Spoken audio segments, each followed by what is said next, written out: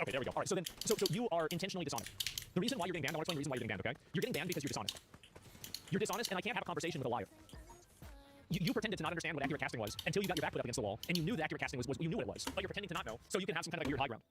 Read the message, doesn't matter. The person's just being dishonest, there's no reason to even deal with it. So, yeah, stupid bitch, exactly, retard down. I don't like people to do that. Anybody that does that kind of stuff is very annoying, and that's it. Helen tries to what are you talking about? No, it's not. I didn't clean it. I will take this L, even from Hassan. I will take this L. It was fucking disgusting. I should have cleaned it. It was embarrassing that I didn't clean it. I was genuinely embarrassed that she said it on stream. I felt like a fucking retard, and I woke up the next morning, and the first thing I did was clean the entire thing. I did. It's disgusting. He's right. He's completely right, but it's awful. Everybody's right. It was that bad. Like, there was. I have no excuse. Nothing else. What is this? Who's back on shit back in 2024? Let's not act like it's not impressive that a woman, regardless of what their background is, chose to go into this otherwise toxic zone. It's kind of unbelievable. It's not that bad. I cleaned up the room. It's really not. Like, there's very, very little trash around. Yeah, the bathroom was dirty, but the other room wasn't dirty at all. It's completely clean. What's he talking about? This is Chernobyl. No, it's not. No, it's not. You don't even have a fucking hazmat suit. Okay, this goes back to what I was saying about Ken Paxton. What about Ken Paxton? What the fuck's going on in Texas? Are people in Texas all right? Because earlier today, guys, I was talking about Ken Paxton, who seemingly is always fucking, okay? And he is chopped as shit. That's right. That's right. But I guess Ken Paxton also has a lot of money, just like Asmongold does. Was that it? What the fuck's going on? What the hell is going on in Texas? Is this a Texas thing? What's happening? Man. Respect women, let women get their bag. I mean, I think there's probably more respectable ways of getting your bag than that, but, you know, what do I fucking know? I don't know anything, okay? What are you talking? It's crazy. You know what's so funny to me is that these are the people that constantly talk about me being a misogynist and how much I hate women and everything like this. And then the moment that, like, there's a female that is in my vicinity, they immediately turn into Andrew Tate. Immediately Andrew Tate. Instantaneously, fucking, like, 180 degrees. Don't listen to me for advice, right? I don't know anything. Yeah. I'm just a dumb guy. I thought you were pro sex work? I am. But not all sex work is equal. You know what I mean? Literally. I thought you were pro sex work? I am. But not all sex work is equal. You know what I mean? Literally, bro, he is one clip away from being Andrew Tate. Literally one clip away. That's crazy. Wow. Bro, just because you went to a brothel doesn't mean every interaction with a female is prostitution, okay? Like, I don't know why you would do this. That's not the way it always has to work. Maybe something's a little too much, you know? Jeez. Perhaps some I'm like, okay, I mean, I see what you're doing, but also... Yeah. There's more respectable ways of doing it. Yeah, it's good to also make sure that, you know, sex work is safe and clean. You know, this is a very unsafe... Isn't it crazy that he's basically just going off? And, like, you know, at the beginning he was trying to be reasonable, and, like, now he's going off on a huge tangent about how she's like a hooker or something. Like, who does this?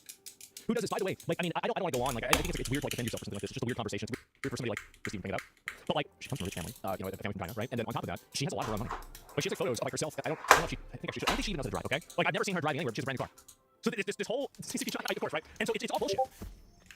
The dude's a women's rights trainer, by the way? I guess, yeah. Work. Condition. I like going on your stream, for instance, and go a lot smoother. No, I'm not. I don't even want the secondary contact. The secondary... Oh, shut up. Shut up. We applaud our frontline workers. Yeah, I'm gonna go outside with a hand and start banging on it. Like, this is actually, I never want to hear another clip from Hassan or his community ever again about how I'm misogynist. I never want to hear this ever again. That's crazy. Like the frontline workers during COVID. For the OnlyFans model that made her way into the den. That's crazy. So if I show it like that, you can see all of the good mark on it. Okay? As you can see here, everything here. It's a mix of sweet, blood, gold juice, hot food, everything possible. And so, if I... and then I tend to pick you up at a bar late night and bang you out on the first date. For the OnlyFans model that made her way into the den. It's crazy, bro. Like, it's crazy. Literally one clip, and all of this chat turns into the most red pill shit that you could possibly imagine. And do you know why? It's because a lot of them do think that way, but they just think that way in a derogatory way towards people who they don't like. That's all there is to it. And meanwhile, by the way, I never do that. He's 100% trained defamation. Well, I don't. Here's the thing, right? Is that the reason why I could never sue Hassan for defaming me is because it would imply that people care what Hassan thinks. So, like, there would have to be like reputational damage. There would have to be some kind of like, you know, provable effect that it had on me. And it's not gonna happen, right? And so there's no way you can really go off and use that. So of course that's not what it's going to be. So yeah, exactly. And so it's just funny for me to see this kind of stuff. But just gonna read about being cocked. I don't know about that. I didn't see any of that at all. But I never want to hear about any of this stuff about how, oh wow, it's like, you know, Asmon's a sexist, he hates women or anything else. I never want to hear this ever again. Also, this for the intro. Oh god, let me see if I can pull this up. Can I find it? Oh my, 1.2 million views. Jesus Christ, guys. Jesus, I really don't know what to say. Oh my god. Wow. That's crazy. Guys, I cleaned it. This is... You know the worst thing about this? I think that people are going to bring this up like a year from now, man. Like, it's really bad. And you know what sucks? Is like, I actually am not even mad. I think I deserve it. I feel it was so disgusting. It was so disgusting. It was so disgusting. It was so bad. And they're all right. They're all right. And that's it. You unfortunately want to escape this one? I know, guys. So that's what it was. Yeah, that's some shit. Yeah, I guess so. You're betrayed by the judge. I guess I have been. So anyway, Dog Shocker, I guess so. Yeah, I've seen like 5 clips of this that have gone fucking like super viral. And that's it. Yeah, Dookie was your dog shock moment. People bring it up for a long time. I don't think it's that big of a deal. Like the dog thing was a lot bigger. I think the reason why it's not a big deal on that level is because everybody knows that I'm disgusting, right? Everybody knows it. So it's not like a secret or anything like that. But I did see that, and I thought it was very, very odd. Again, one clip is all it takes to make these people turn the damn. And the reason why, by the way, is that they think the same way that I do. They have the same like, things I do. But they just know there's one more techno. Huh? شنو؟ اكتب psychiatrist medication ايش فيها؟ اكتبوا هذا الدواء مالتك I've already done all the research in the doing. I've taken it. I feel absolutely amazing from it. I feel much calmer. I don't have anxiety. هاي ليش ما تسوي هاي مالتك الجنطة؟ وين anxiety قاعد على الكمبيوتر من الصبح لليل؟ وين anxiety؟ You want to see anxiety? I'll show you anxiety. تشوف ناس ولا تختلط ويا ناس؟ I'll show you anxiety. يلا شو. سألي تشات جي بي تي يقول لي ابني عنده anxiety بس هو ما يطلع من بيته. سأليه شوفي شي يقول. أقول لك قول هذا الميديسن قول يعني شو اسمه. شوفي خلينا نسأل تشات جي بي تي. Does it cover the problem لو solve the problem؟ أنا مو هذا اللي قريته يقول psychiatric medication. It does not solve the problem. بس ماسك the problem. فيعني البروبلم إذا واحد عنده لازم يحاول يحل البروبلم الأصلية. That's what I'm saying. من دا أقول أنا كل دواء واحد ما ياخذه. يعني أنا مثل راسي وجعني آخذ تايلانول شنو يعني؟ إذا آخذ هواية يأذيني طبعًا. مثلا ميديكيشن متى تاخذه مثلا like a month or 2 months تريد تاخذه forever ما أعرف شنو بعدين the long term affection long term side effect. فأنت لو تروح ويا psychiatrist موثوق يعني he's like honest person صدق هو يريد واحد يصير زين مو بس يريد واحد customer يجي بس ياخذ منه فلوس. I don't mind. شوفي شي يقول. اسمعني اتركها ما اخاف اقرا. صديقتي زوجها هو very يعني هو old صار عنده كانسر وهيجي يعني كبير مو يعني he's like اكبر من بابا maybe he's like 70 years old. قال صار عنده depression قالت كنا نوديه psychiatrist وسايكولوجيست. هاي depression مختلف. بس هو هذا الميديكيشن مالتك يعالج الدبريشن. بس 1 second. انا قاري عليه.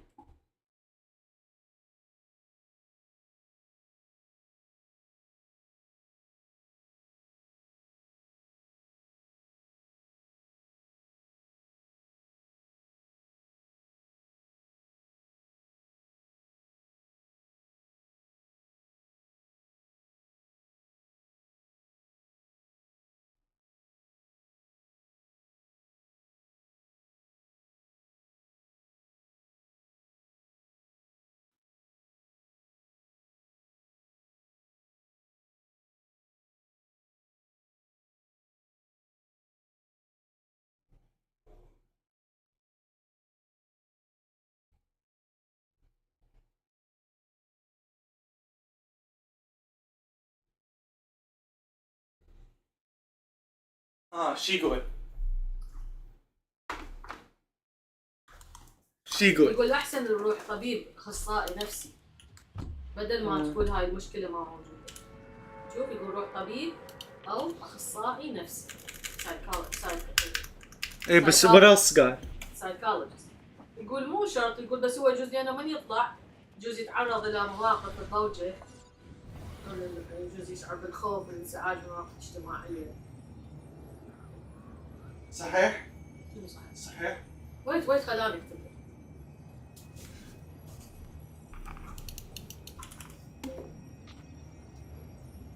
Is the SSRI medication solve the problem or just mask it?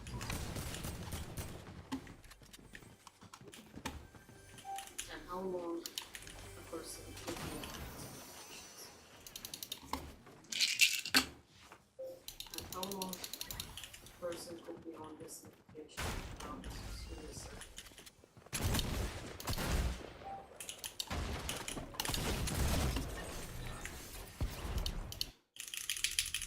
شوف مو بس هي الانكزايتي يقول anxiety disorder وديبرشن.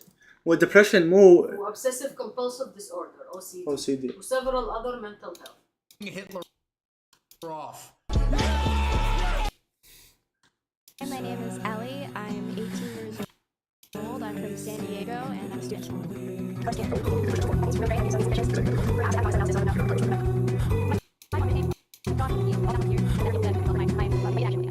شوف يقول الميديسن itself does not teach coping skills or resolve life stressors. That's true. Why many people benefit most from the combination of medication and psychotherapy. Good. What if I struggle from coping skills? Such as cognitive behavior therapy. Some people only need for several months. Others, especially those in acute or chronic anxiety or depression may be benefited from taking one for years.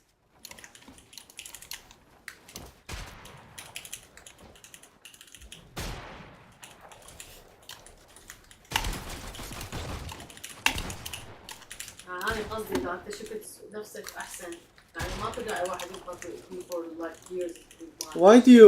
What's wrong with it? الله What's wrong with it? قول لي. Sexual side effect. For some people, even when while taking medication, for some people, weight changes, emotional bluntness, feeling less emotionally reactive, withdrawal symptoms stop suddenly, as under medical guidance. Rare but serious side effects such as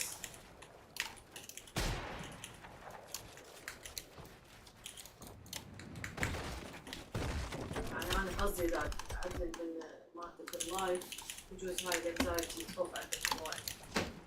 You're so worried. I don't know why. You are extremely worried. بعد شنو مو أدري يصير ثاني من عندي، أنا عندي مازن وعلي.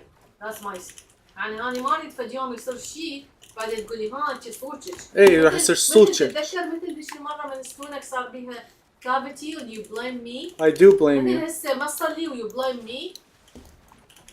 That's you مختلف. blame me. Cavity, I do blame you. Why? Because you didn't tell me. بالمدرسة ما علموك تغسل سنونك؟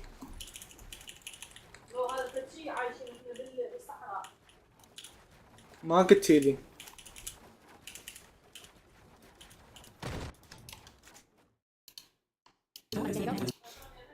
وانتي ماما do you floss لو لا؟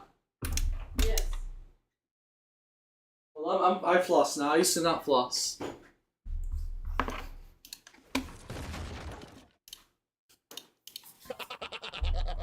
Dumbass, bro. Bro died from fall. Last. No, I might have to do that. Peanuts, truth, and lies. I don't understand what. And you your website. Who do you watch them? People focus on this. I'm gonna use that for not support any and Hamas. Do you understand what I'm saying? Don't really work. I'll look ways that are intentional. Wields a lot more power than you may be.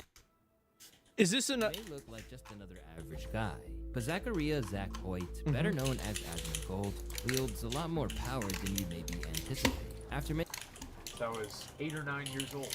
I'm a spokesperson for a disenfranchised and angry generation. The biggest issue is that rather than provide them with solace, he's only getting them more worked up, and at times, actively spreading dangerous, hateful sentiment and misinformation. Initially, Asmund Gold's pivot towards more controversial, politicized territories.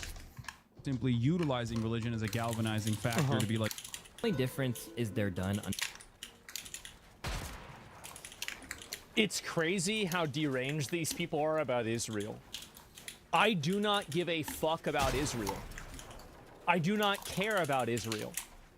I just want terrorists killed. If Saudi Arabia killed terrorists, I'd be defending Saudi Arabia the same way I'm defending Israel. I don't give a fuck about Israel. Like, this fixation these people have around Israel is mental illness. Because you're ascribing an attention to an opinion? Well, yeah, because opinions reflect that. They assume you're crying like some of your thoughts. Yeah, I mean, of course. Israel owns you.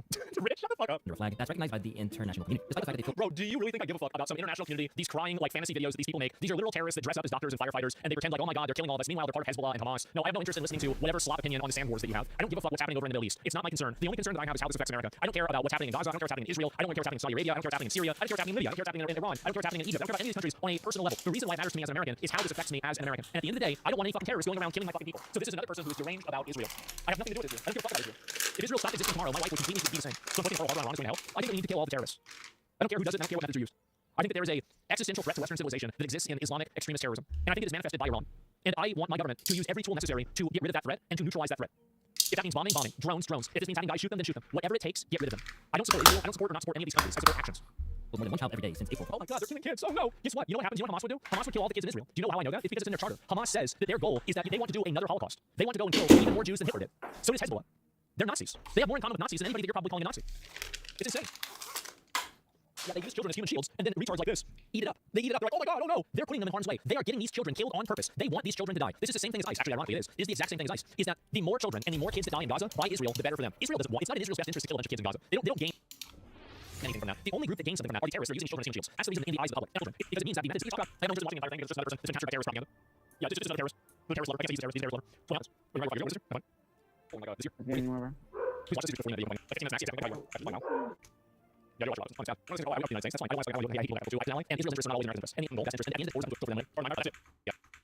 Say people kill someone, force them to drown their own life. It's actually influence. Thanks. Treat it that way. You should recognize them as they are.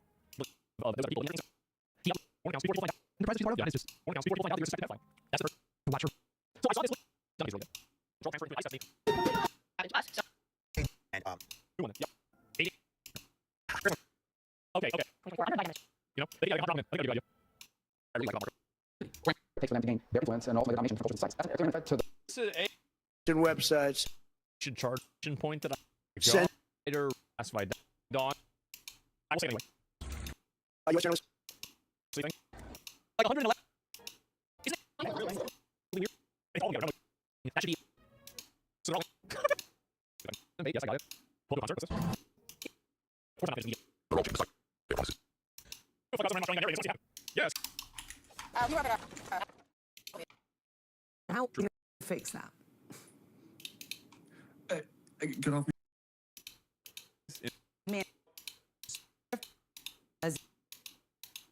are very powerful situation. Trump. Sweet. He messed. They conducted.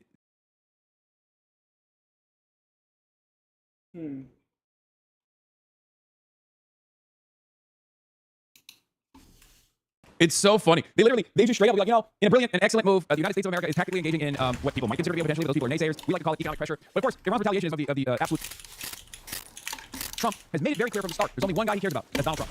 Killing Rich's friends, his fail sons, his immediate business partners that he has like a unique relationship with now, whether it be Silicon Valley or the oil and gas industry. But even then, he'll burn him. On a moment's notice, this guy burns his allies. So what makes you think that he is going to care about a broader Republican movement? He does not. He doesn't. He is the movement. And Republicans hitch their wagons as petty tyrants, like a bunch of morons. And these are the results. But of course, remember, a petty tyrant on his way out can still do a lot of damage, and he is trying to do that right now. So don't feel comfortable. It's important to understand that their incompetence is an advantage for us. But even an incompetent tyrant can still do a tremendous amount of damage, right? One of the things that Donald Trump's administration has done so far is the chaos that unfolded in the Strait of Hormuz is continuing. The strikes are continuing, and then the American, the U.S. Central Command has expanded on the targeting on sites. They're hitting bridges now. They're hitting civilian infrastructure now. People are suspecting that the American military is making a move on the Iranian coastline potentially with boots on the ground. There could be an invasion. I don't know how much evidence there is for that. I know that it would be a chaotic situation. It would be devastating, and it would be objectively unpopular, especially because it's not going to be an easy military operation to conduct. A lot of U.S. casualties. But that's what we're looking at. Sending young American men and women into the meat grinder to turn into dust under tens of thousands of Iranian flying lawnmowers with explosive ordnance attached. Iran, in retaliation, has started hitting more targets in places like Bahrain and Kuwait and also Qatar after the United States struck the Iranian bridges. Are coming under fire in Kuwait today. Iran struck power and desalination plant there, prompting urgent public warnings from the government. Those warnings were to conserve water and electricity even as temperatures 40s on the Celsius scale. Iran also says it targeted US assets in Oman, Jordan and elsewhere, and it is threatening the ports of its Gulf neighbours. This all coming after an escalation in US attacks, including strikes on bridges in the south of Iran, what was a sixth straight night of bombing. CNN's Nick Robertson joining us today from Jerusalem. And Nick, 30 days after the very, what felt like historic signing of that MOU, it does seem as if things have escalated in a way that makes it feel very uncomfortable in the region. What do you make of these developments and where we are at? I think obviously we're on an escalatory military cycle. I think that because neither side has said we're outrightly scrapping the MOU sort of remains marginalised completely on the sidelines of these military operations, but it's still a document that's intact, and one can possibly see a time where either side can recommend going back to that, having decided that for the military needs at the moment they're not getting where they want to. So I think on the diplomatic front, that document, although it's no use away, can be again useful in the future because it's a blueprint for the way out of the current situation. But if you just look at the range of these strikes that are going on, and break it down very, very simply here, both sides have a reason for hitting the targets that they hit. Iran says it hit US military bases and assets in the region. Clearly last night it hit a civilian facility in Kuwait that is of huge vulnerability for all Gulf countries, the desalination and power plants that go with them that provide the AC, that provide the clean water that people drink. For most of the Gulf countries, these are absolutely essential and indispensable. So a massive pressure point. So Iran ratcheted up to that level. If you look at what the United States is doing and understand how militaries work, they won't just be throwing their munitions around. We'll put some here, we'll put some there. They'll be thinking of what are we planning on doing next week? Where do we think we might be in a week's time or 2 weeks' time? So we'll have operations that shape us towards that. Number one, making sure that the Strait of Hormuz is going to be safe for the travel of vessels, which means taking out infrastructure, port facilities along the Strait of Hormuz. But it's going beyond that. It's trying to get to the infrastructure that links those areas around the Strait of Hormuz, particularly. America is going first. Yes, America is taking Iran up the escalation ladder. I see a lot of people in the chat asking, like, why aren't they striking Israel? Why aren't they striking Israel? Okay, that's part of the reason why they're not striking Israel. They're only going tit for tat. America hits military installations and radar facilities. They strike back at radar facilities and military installations in the Gulf. If Israel were to join back on the conflict, if Israel were to get involved in these rounds of strikes, they would start hitting Israel as well. So they're holding on to all their cards. They're not trying to blow their load. I think it's a fairly smart and fairly reliable tactic. I think it's a fairly smart, fairly reliable tactic. They're only hitting countries that are actually using HIMARS and using their American military bases to hit. Give me your load. Okay, God, I gotta stop using terms like this. They're only going up the escalation ladder if America increases the intensity of America.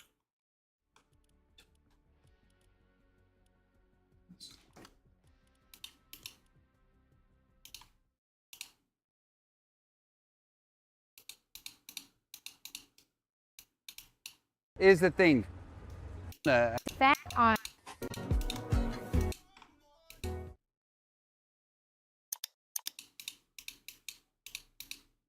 Nothing big. I'm Oh my god! Kevin. There it is.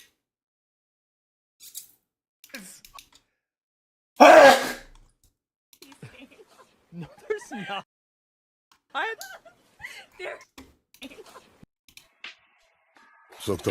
This is how you know.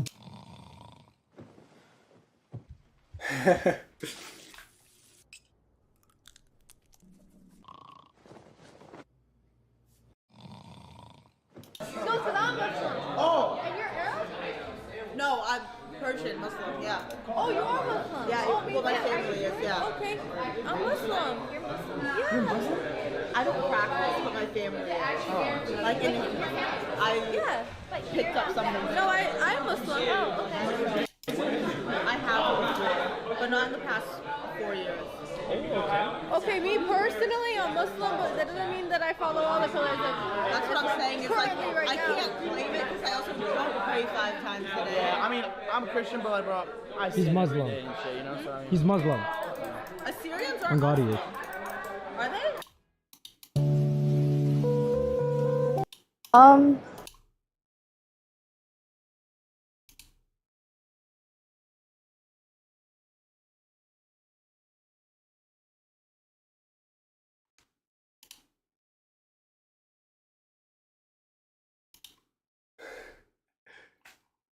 It's the opposite.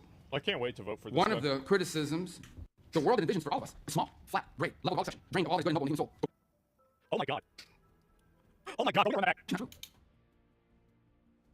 I watched him melt down, and I'll tell you, it was one of the saddest things I've ever seen. He's not going down. These people may be tougher. They're Christians.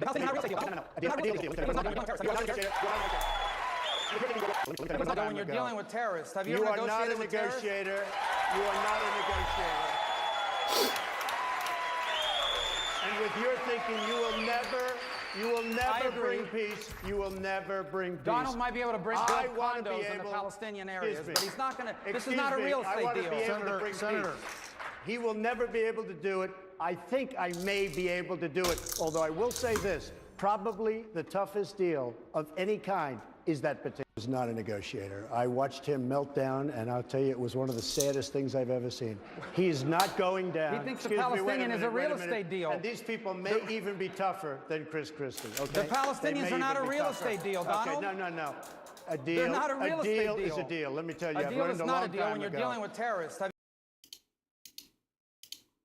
What about Sneeko? Sneeko would beat me. I thought you had beef with. You call some fat girls thick. You don't know what guys like. Women treat you tells you everything you need to know about you. So why doesn't she respect you enough? Your fault. Your fault. Why are you falling in love with a girl who doesn't obey you? Because you have no other options. Whose fault's that? Yours. Simple. You're choosing bad apples because you ain't got any good ones. When your boy's dating like a big like hoe though, sometimes it's tough to tell him like, bro, your girl's a hoe. Just laugh at him. Just laugh at him. Just say, yeah, she's a slut. She's gonna cheat on you.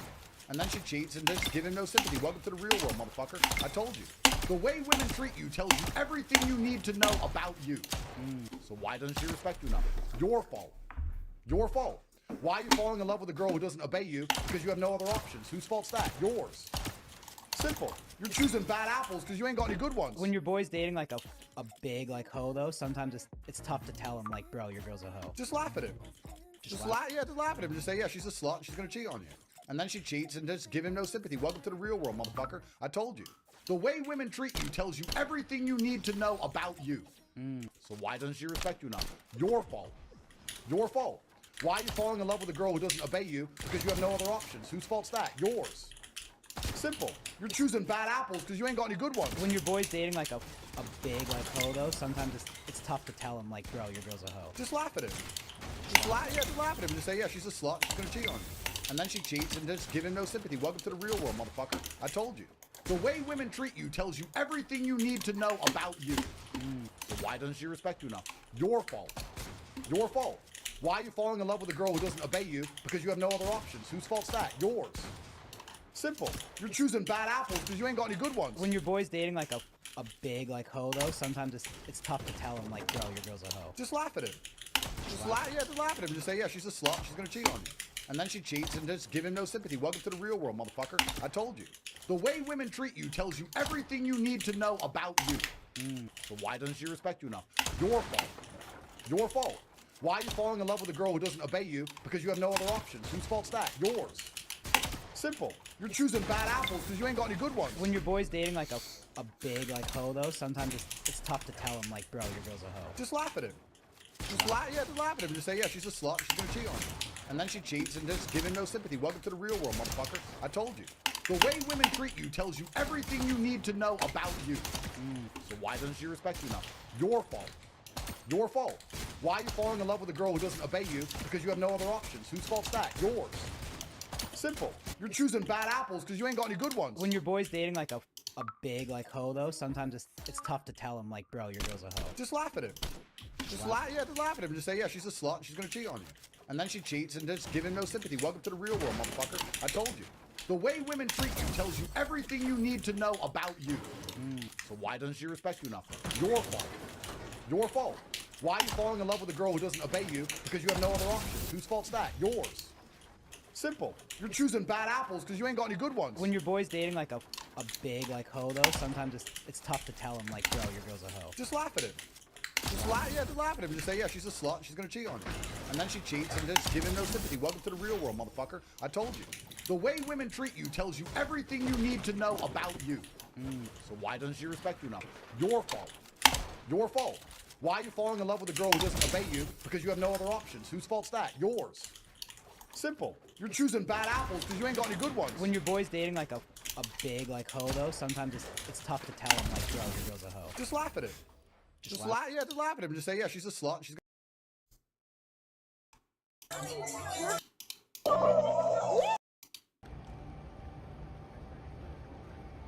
I just checked the weather. It's 110 degrees right now. It's 110. SubhanAllah. But this is good. The cafe is good because at the time of the Sahabas and the companions were the early Palestinians, they would wear this kafaya because I think the black absorbs the sun and the white equally reflects it. So that one's good. You got some aura with that one. I ain't gonna lie. Hey man, alhamdulillah, bro. Hey, it's like you're walking in a sauna, bro. Literally, it's like you're walking, breathing in a sauna, bro. It's no If joke, the companions could do it, then we could do it, bro. Woo! I just checked. All right, Mac. Why did you have to volunteer?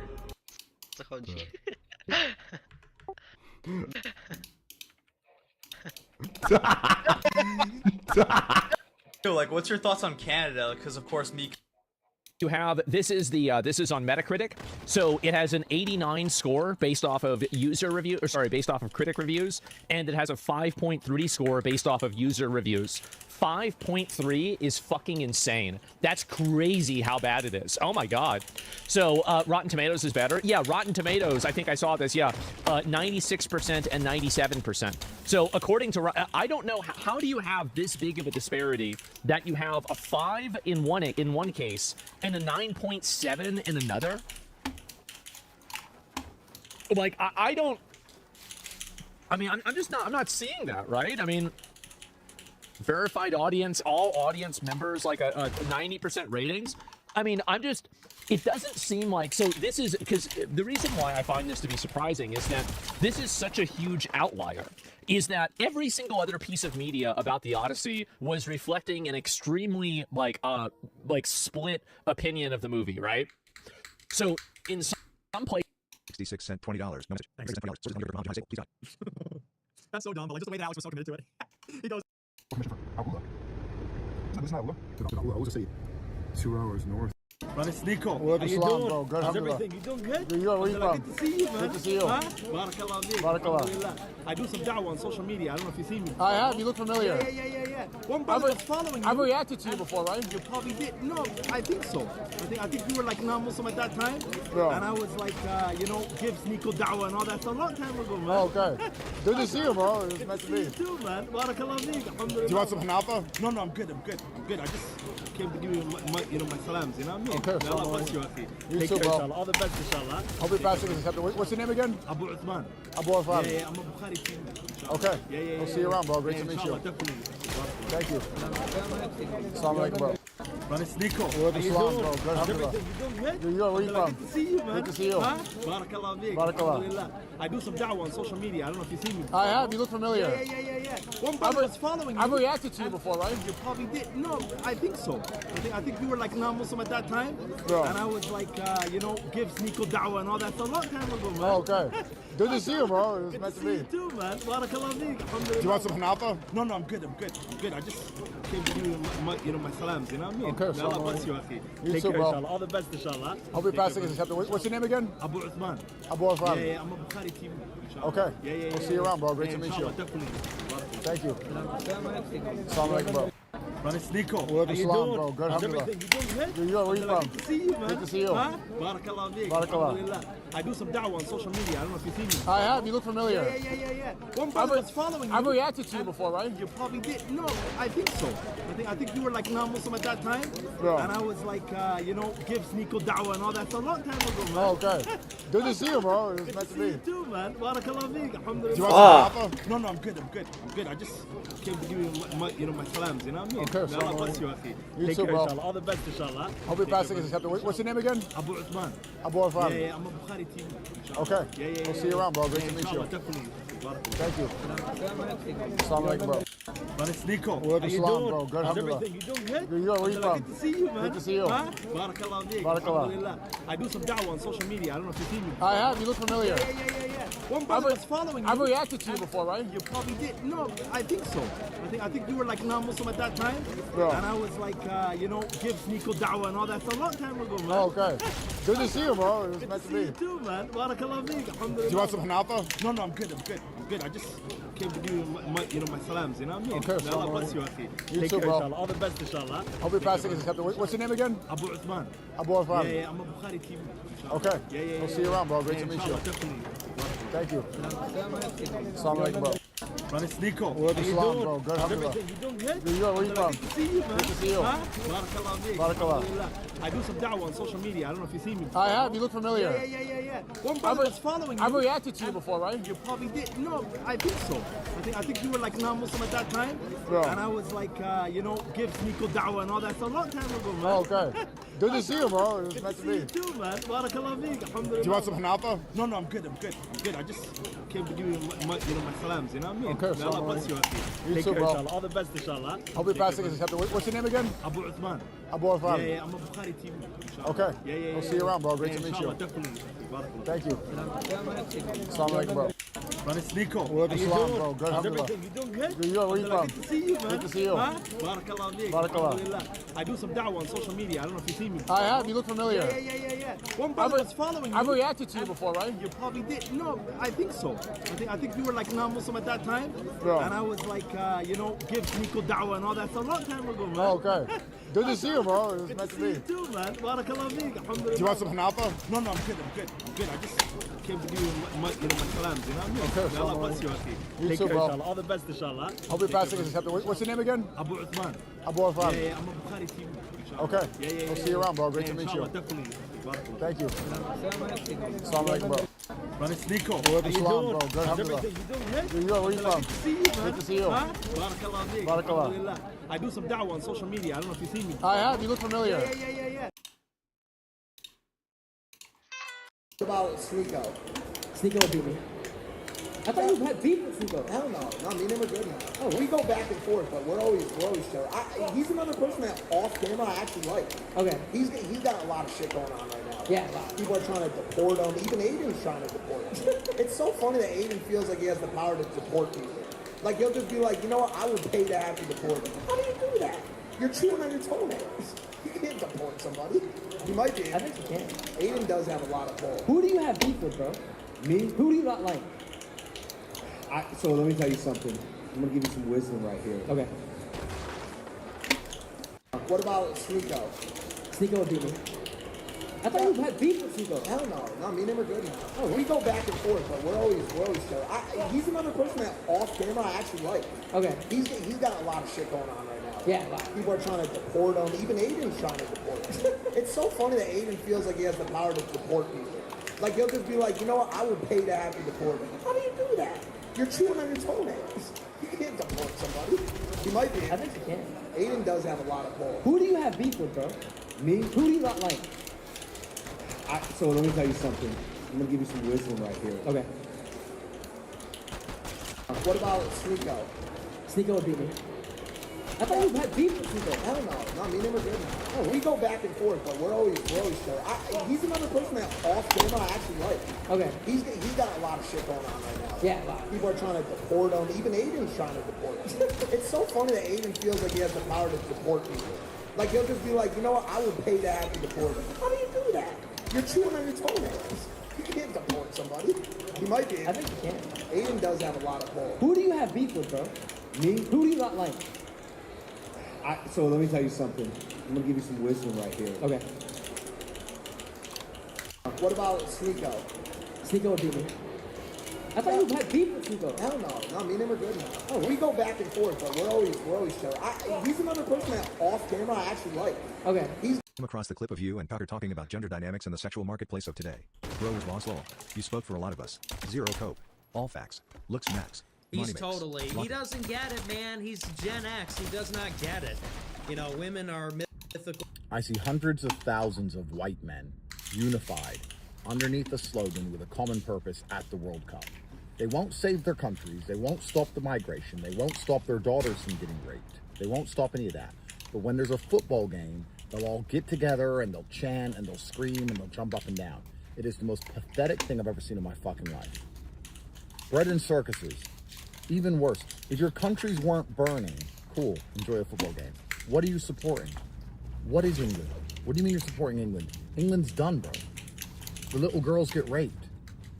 The entire country's falling apart. They're raising your taxes every day so that you can fund the invaders to come and replace you. You're held by a hostile government. There's not a single protest. There's not 5 people complaining about it outside Westminster.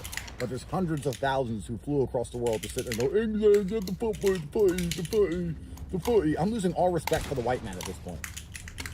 I'm brown, so whatever. I'm fine. But you guys are losing your country and you ain't doing shit. Do you deserve it? It gets to a certain point of weakness where it's just like, okay, you deserve it. If you're gonna give it away without resistance, then you deserve to lose it. If I leave my door open and leave all my money out on the floor, I deserve to get robbed. Like, why do any of you care about the football right now? Have you not seen the grooming gang inquiry? Like, do you give a shit at all? You can do a retweet, that's nice, but are you gonna do anything that actually really matters, or are you just gonna keep going to the football games?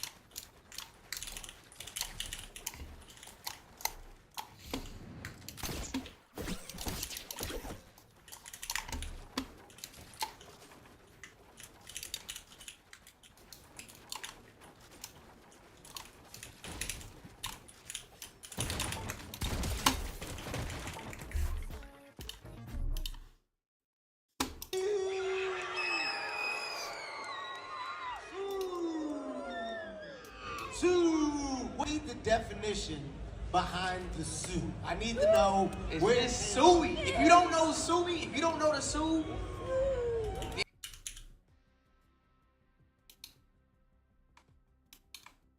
بچه من دقیقا نقطه اصابت هستم می‌بینی؟ آهنش تیز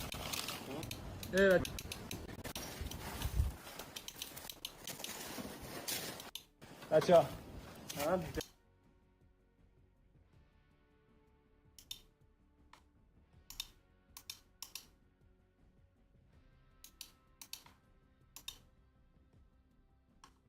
And this is to answer. Down a lot too. One more example is Marathon. So all of these extraction games will always eventually start going down. And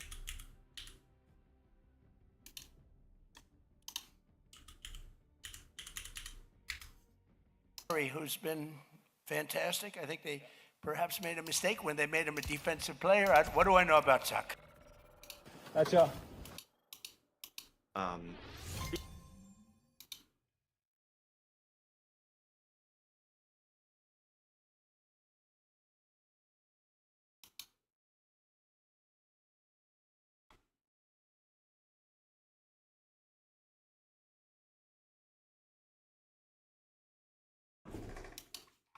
Go.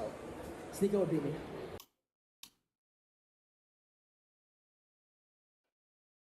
January 1918. I'm actually in this. It means we are cheesy. If J.D. Vance believes that Israel is paying Americans to buy off influencers to sabotage diplomacy, then what is the necessary conclusion? It means Israel wants Americans to die in their war. Israel wants to spend trillions of dollars on their war. Early on.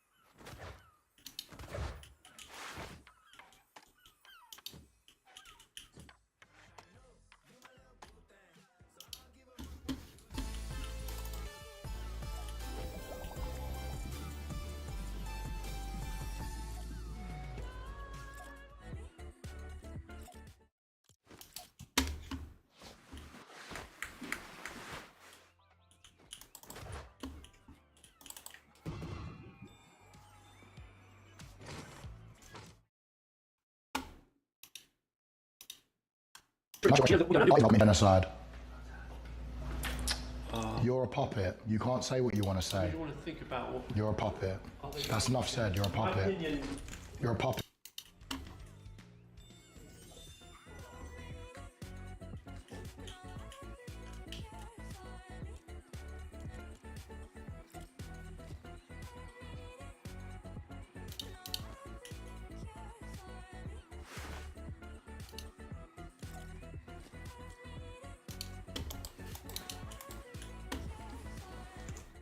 The same way you are for Savile. Getting ratioed by you makes her want to play in your snow. Yeah, she's so frustrated by me. She's tearing her hair out. She's sitting there at her, mama. what do you call that? Like, Huh? Food? Okay, Jack.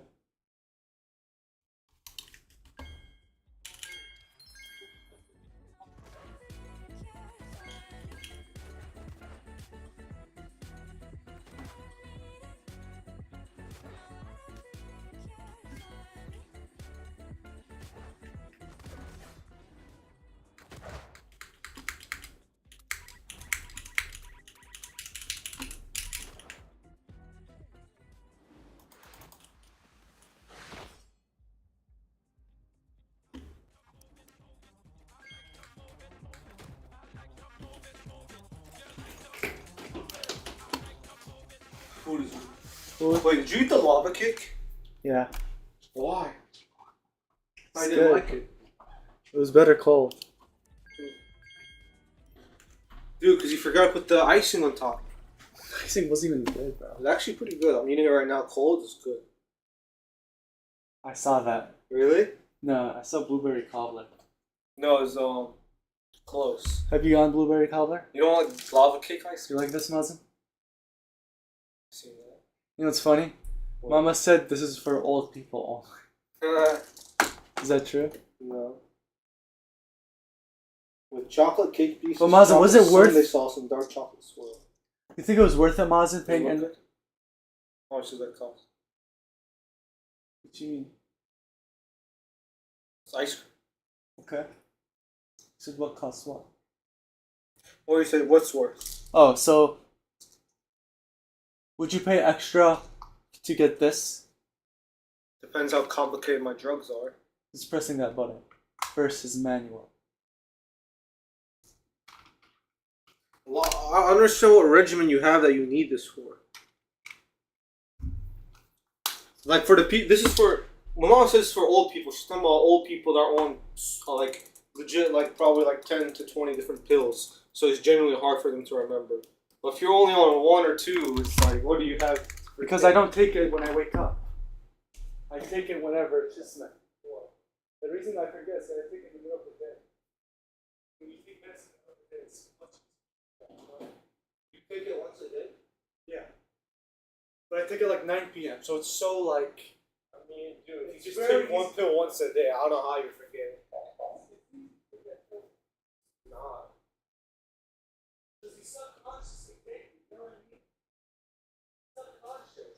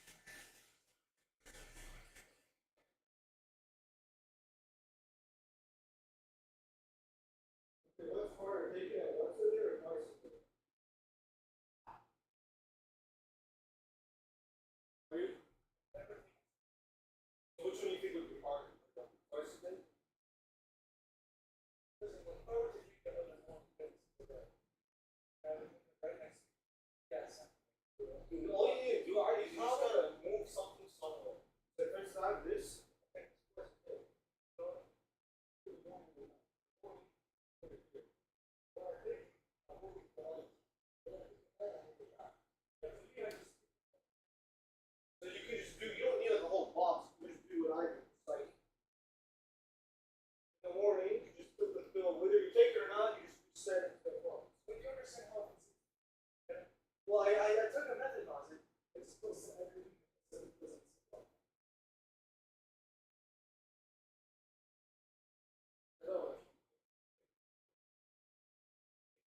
It's not that I forget, it's just that it happens sometimes.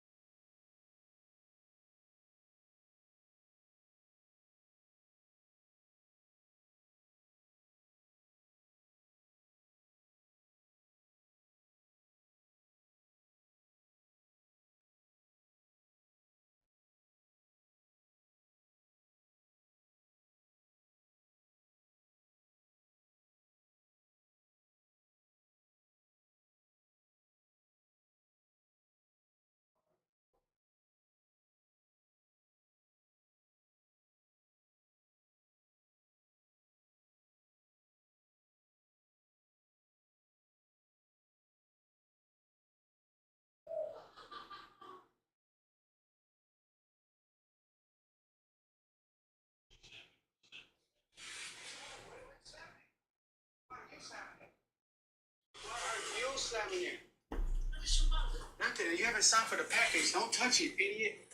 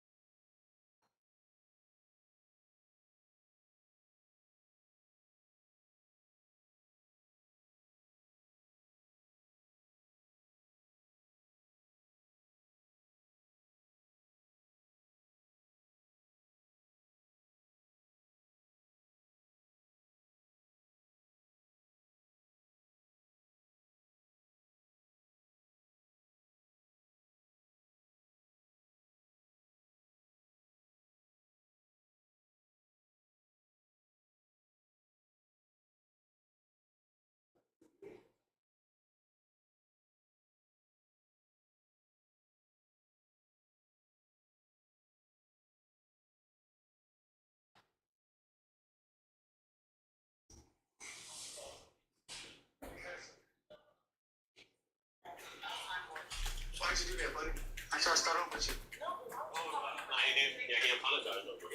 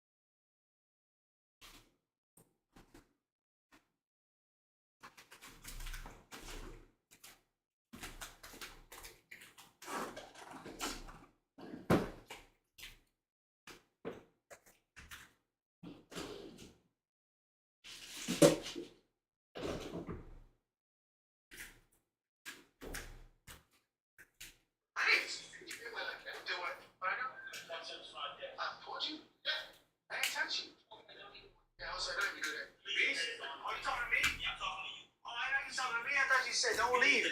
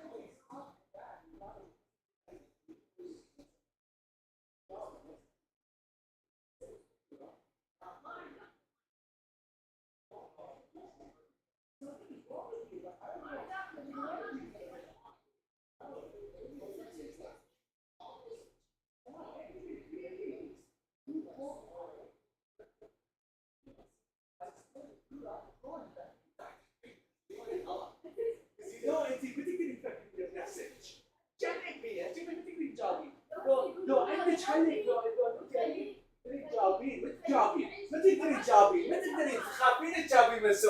Because you know you're wrong. You know you're wrong.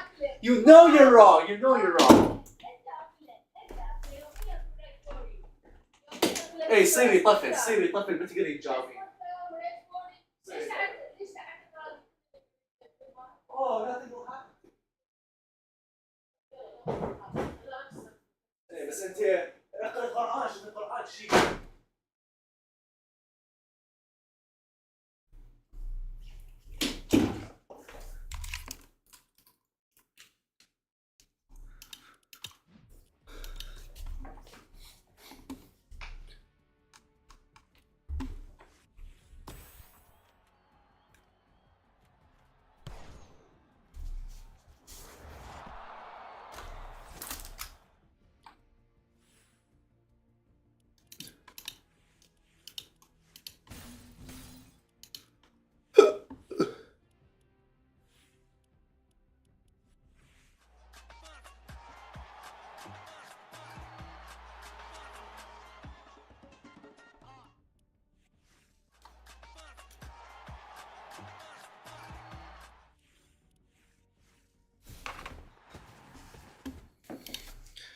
Please, bro.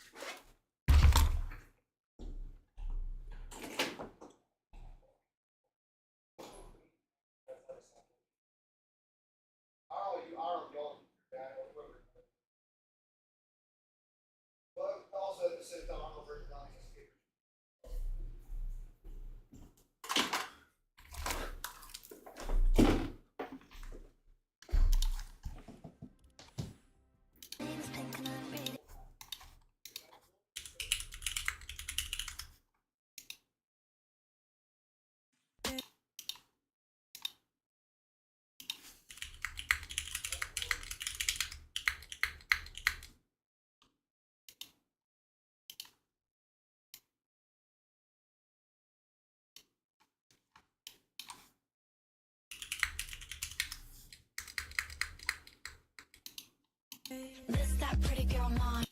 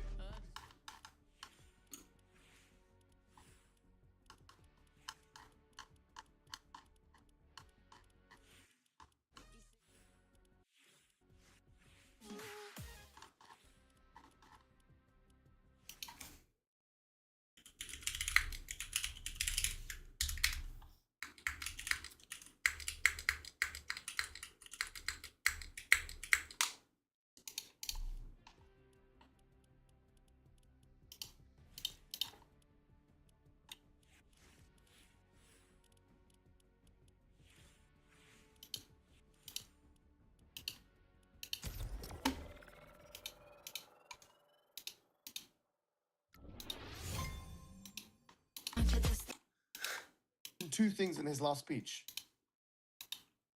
Sports, and I know about a little. I would say my life.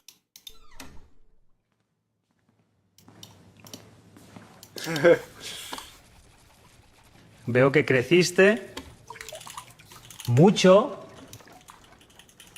Entonces, ¿quieres esto? Sí.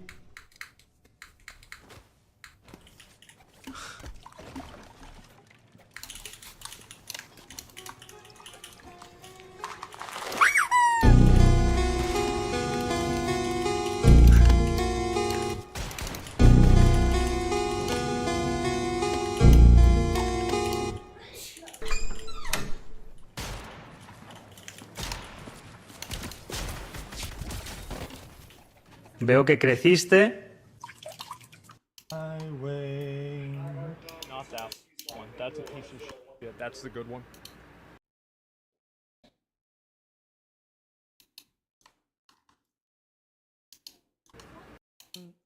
I want to address something because as I just started following you, you have, I think, a beautiful blonde girlfriend. Is she your girlfriend? Yeah. So you have a girlfriend. Yeah. Yeah, she's right in the background over here. Hi, you're very beautiful. Now, well, excuse me for asking, but is this an open relationship? No. Okay. That's not really how I would categorize it. That makes it sound like the girl is also stepping out. But I would just say that I'm a 20-year-old guy who's got a lot of women around, and it's just sort of something that, like, you know, in the past, like, have I gotten drunk and, like, you know, lived with a girl?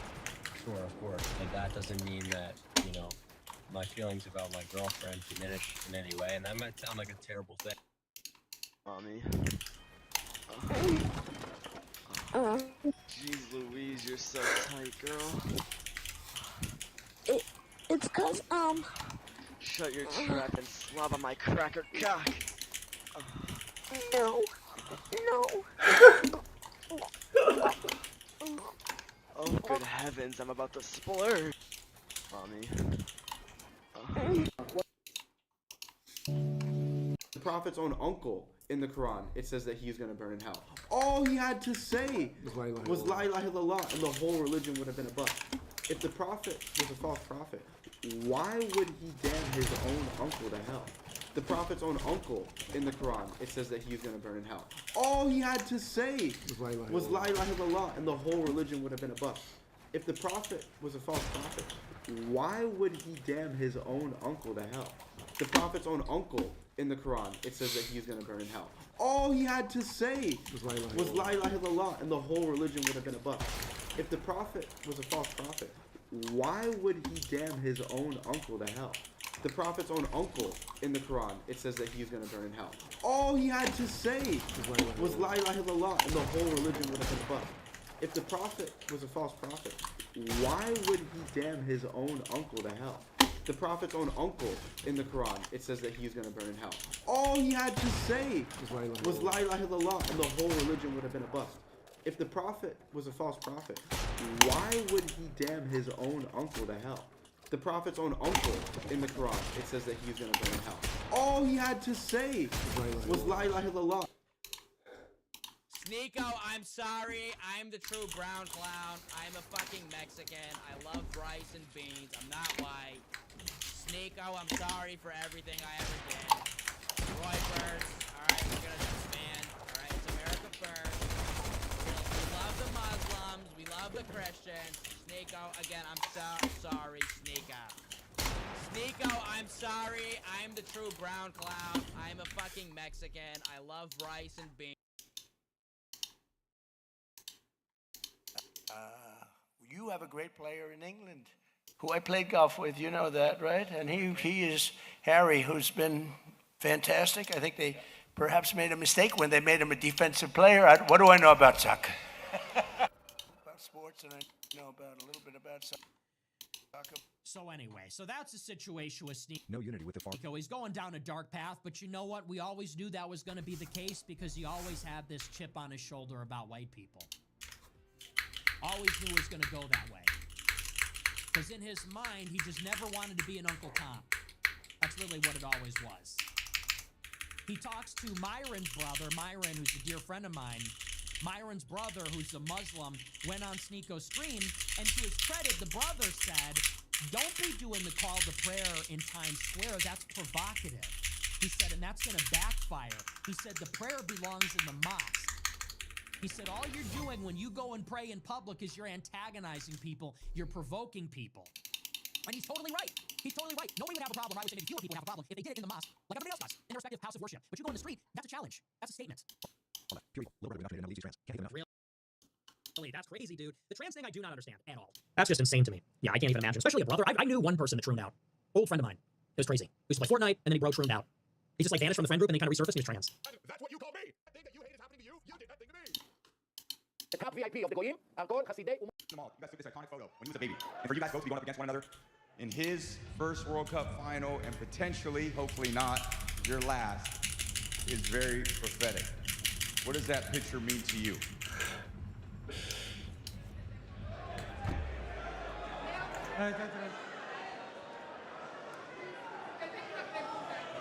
Tomar una fotografía icónica cuando él era un bebé. Y para ustedes dos ahora, al enfrentarse este domingo en la primera Copa, el primer Mundial de la MIN, y en el que posiblemente será tu última Copa, esto parece ser muy profético. ¿Qué mensaje tienes para... You guys took this iconic photo. Ahora, al enfrentarse este domingo en la primera Copa, el primer Mundial de la MIN, y en el que posiblemente será tu última Copa, esto parece ser muy profético. ¿Qué mensaje tienes para la MIN y para el futuro del fútbol? No, bueno, la MIN es un grandísimo jugador, el cual seguí muchísimo porque juega en un club al cual amo y le deseo siempre lo mejor, siempre lo mejor. Y nada, es uno de los referentes mundial con 19 años, tiene toda la carrera por delante, tiene una gran oportunidad de conseguir algo histórico, el cual nosotros intentaremos dar el máximo para que no sea esta vez. Y nada, desearle lo mejor. La verdad que esa foto es una locura porque bueno, en la vida, ¿no? Todos hice una foto cuando él era bebé y que hoy estemos los dos enfrentando una Copa del Mundo. Es suerte porque intentaremos, tanto él como España, pero también. Contacto había existido, pero que no había sido. Dude, relax. Talking. Stop. I'm not done. So you were... You said you're capable of having a conversation. You said something. Shh. For everything. Stop. If you keep... Back again. No, this is so sick! Get this from oilprice.com. Es un placer estar aquí. Es un honor y es un orgullo. Expands on the I believe that President Trump is just flailing around. If you go back to June 17th, and the Memorandum of Understanding was signed that day, that was basically a surrender document. It's quite clear that the Iranians won on almost every point. If you look at 14 articles, it looks clear to me that the Iranians won and the United States lost. So the question you then have to ask yourself is, given what's happened since that memorandum was signed on June 17th, what have we done militarily to change the situation? Where's that new course of leverage coming from? I mean, we obviously didn't have much course of leverage before the signing of the June 17th Memorandum of Understanding. Otherwise, we would have signed it because it was a surrender document. So you have to be able to make the argument that we now have some sort of military capability or economic capability to change the situation that existed on June 17th. And I see no evidence of that. If you look what Trump has done, he does two things. One, he's now reinstituted the blockade. The original blockade went from April 13th until June 17th when the Memorandum of Understanding was signed. That's a little over 2 months. It didn't work. That's why we signed the Memorandum of Understanding. It just didn't work. So why would you think it's going to work now? I have no idea what they're thinking. I can't see why it's going to work now when it didn't work in the past. The second thing that's happened is since last Tuesday, July 7th, President Trump has gotten back into the tit-for-tat business with the Iranians. And since last Tuesday, July 7th, up till today, July 15th, the Iranians and the Americans are engaged in a tit-for-tat campaign. Well, if a serious strategic bombing campaign didn't work in the first 40 days, and we played the tit-for-tat game before, we played it between June 26th and June 29th, and it didn't work, why would they think it's going to work now? And if you look at what's actually happening in the tit-for-tat campaign, there's no evidence that we have the upper hand. The Iranians are pounding countries like Kuwait, Bahrain, Jordan, and so forth and so on. The Iranians have shut down Fujara, as I said. So this tit-for-tat campaign does not appear to me, or hardly anybody I know, to be working. So the tit-for-tat campaign isn't working, and another blockade is not going to work. So how do we get the course of leverage to get a new memorandum of understanding where we do much better the next time than we did on June 17th? I don't see a plausible story there that can support the argument that we are going to win this time, whereas we did not last time. You know, it's a long impression sometimes that there might actually be a plan in place. That is, I saw, of course, yes, you did as well that Trump announced this 20% fee on all ships passing the Hormuz, and then, you know, I think it was only 24 hours later, he started looking back saying, this is what happens to ships, it's anywhere. It's just very hard to see. All this actually suggests that they might actually lift that here, as they're just going, day to day, which, if this is the case, is quite concerning. But if you see from the Iranian perspective, when is it that, I mean, is it only to make sure that the US bases get wiped out, they put the global economy at stake, given that the world will blame the US and Israel? How do you see the world silver bullet for the Iranians? Is it controlling the Strait of Hormuz, or how does Iran win? Or to some extent, perhaps they already do win? Well, look, there's going to be some sort of agreement at some point in time, in all likelihood. I mean, I find it hard to believe that you're not going to get some sort of understanding. I mean, just think about the nuclear issue. The United States and the Israelis are desperate to get a nuclear agreement. And you can't get a nuclear agreement unless you stop this fighting and you get a new memorandum of understanding. There's just no way around that. So there's all these issues on the table, economic and political and military, that were encapsulated in the 14-point memorandum of understanding on June 17th. And look, if somewhere down the road, you're going to get another memorandum of understanding or something that looks like it. I don't know exactly where we're headed, but there has to be, in my opinion, some sort of agreement. This can't go on forever, certainly from American point of view. So then the question is, how do the Iranians think about this? Now, on June 17th, when they signed the memorandum of understanding, there were a lot of people, usually referred to as hardliners in Iran, who thought it was too early to cut a deal. You don't cut a deal now. You've got the United States over a barrel. You've got right where you want them. Let's just keep this war going. And the more time goes by, the better the deal we get. That's what the hardliners said. They also said, you really can't trust the Americans. You have to have the Americans in a desperate situation before you can really work out a deal. The hardliners, however, lost. And the middle of the roaders won. And you got the memorandum of understanding, which was signed by the Iranians. Well, I argued at the time, not publicly, but to a number of my friends who agreed with me, that the hardliners were right. They should have waited. And the hardliners have now triumphed. And the Iranians are not just going to go back to the memorandum of understanding easily. They're going to drive a really hard bargain. Because they understand that the longer the war goes on, the better that is for Iran. Because the more bargaining leverage they have. The closer we get to the cliff economically, the more desperate the Trump administration gets, the more likely it is that Iran will get a really good deal. And that the Americans will be forced to stick to that deal. So I think what's happening inside Iran now is that the hardliners have won, and they have no interest in going back to negotiations anytime soon. And furthermore, if they do go back to negotiations, whenever that is, they want to drive a really hard bargain. And the longer they wait, the more course of leverage they have. So I think that actually what Trump is doing is he's playing right into the hands of the hardliners. And the longer that he continues to escalate, the more coercive leverage the Iranians have. And I think, to be honest, that Trump understands this. This is why I think he's saying that if this isn't settled by next week, what I'm going to do is attack bridges and power stations. That's what he said. But why is he talking about going after bridges and power stations next week? Because he knows that he cannot let this go on. And the other reason, just to add to the mix, the other reason he can't let this go on is the United States does not have sufficient munitions to wage a long war. Remember, we stopped the 40-day war April 8th, in part because we were running out of munitions. And we don't want to go back to a full-scale air war because we don't have the munitions. So a tit for tat is a tolerable alternative strategy, but only for a while. Because after a long period of time, a tit for tat strategy eats up all that spare weaponry or remaining weaponry as well. So Trump has a vested interest in bringing this to an end, and that's why he's talking about going after bridges and going after power stations. But the problem there is, as we've talked about many times, as you go off the escalation ladder, the Iranians can do all sorts of things to you. You don't have, you meaning the Americans, don't have escalation tolerances. And what's happening with regard to Fujairah and Yanbu and the Red Sea more generally is just evidence of that. The Iranians are basically saying, if we can't let Iranian oil to world oil markets, no oil will come out of the Middle East. We're going to shut down the flow of all oil. This could have disastrous consequences for the international economy. Yeah, and yes, you said, well, look, and the other is why stop mixing with bridges and power stations? I mean, these things could have been taken attacked early on. But I think Trump also knows that once the US decides to go after critical infrastructure, the US would not start running to do the same course in the Gulf states. This is the reason. But so this looks like the Iranians, all they have to do is use those escalation ladder to absorb the pain and then retaliate in kind against the US allies in the Gulf states. And yeah, but then what's Trump do? Because it seems like the whole strategy frames on the idea that the Iranians would get hammered and then well, essentially cry uncle, we will submit to US demands. I just don't see this happening given how much is at stake here. But let us know, what do you see being the wider consequences of this war? There's a defeat for the United States because it has depleted a lot of military resources. So now there's going to be an economic consequence for this. Obviously, geostrategic with the shift of power in the Middle East. But if you look at the wider implications, that is the US security umbrella worldwide. I see reports here from Japan, South Korea that their military assets are either being diverted away or not arriving. You hear similar comments from Europeans. How do you see what will be the consequences of this war? Because it seems difficult to measure that this war is a defeat here would be quite different than, let's say, a defeat in Afghanistan or Iraq.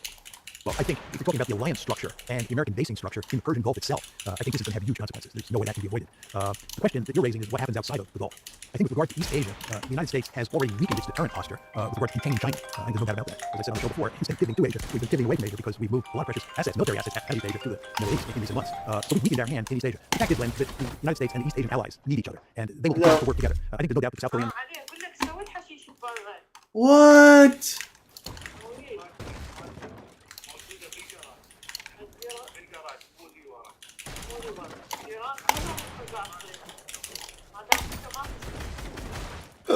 Look, ma bacia. Said it.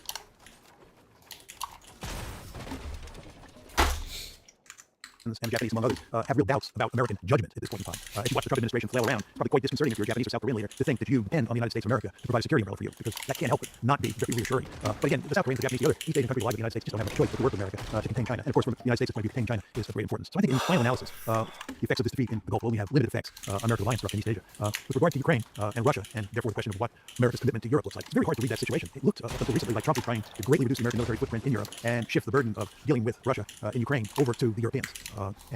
That appears to have changed. If you look at what happened at the G7 meeting in France in mid-June, and if you look at what happened at the NATO summit in Ankara in early July, it looks like, if anything, the Americans have enthusiastically, here we're talking about President Trump, he has enthusiastically endorsed the European campaign to help Ukraine wage war against Russia. So it doesn't look like our commitment to Europe and to NATO is at the moment being diminished. But it's very hard to say how this will play itself out over time. In good part because Trump changes his view, every other day, and he can turn on the Europeans on a dime. So who knows exactly what will happen there? But for the time being, it looks like this disaster in the Gulf is not having negative effects on the NATO alliance.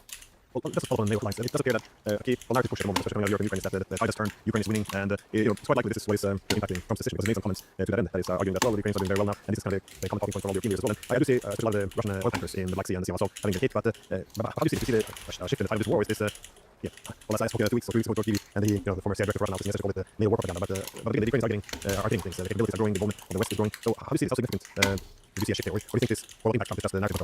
Well, I think what impacts Trump is the narrative. I think the argument is being made in the propaganda campaign in the West that not only is the drone war, which you described, working very well, but also the Russians are in deep trouble on the battlefield. In fact, the Ukrainians have turned the tide, and it's not just stymied, the Russians are beginning to push them back in particular places. So it's not just the drone war, it's also what's happening on the battlefield. And then I think the third dimension in the propaganda campaign is making the argument that the Russian economy is hurting badly, and Putin is becoming increasingly unpopular, and it's not clear that he can remain in office. So if we keep up the drone campaign and continue to help Ukraine on the battlefield, that will in effect topple Putin at some point, do damage to the Russian economy, and in effect will knock the Russians out of the ranks of the great powers. You remember early in the war, in the first year of the war, 2022, the Americans occasionally talked openly about delivering a significant defeat to Russia and knocking out of the ranks of the great powers. And you actually see that kind of rhetoric coming back.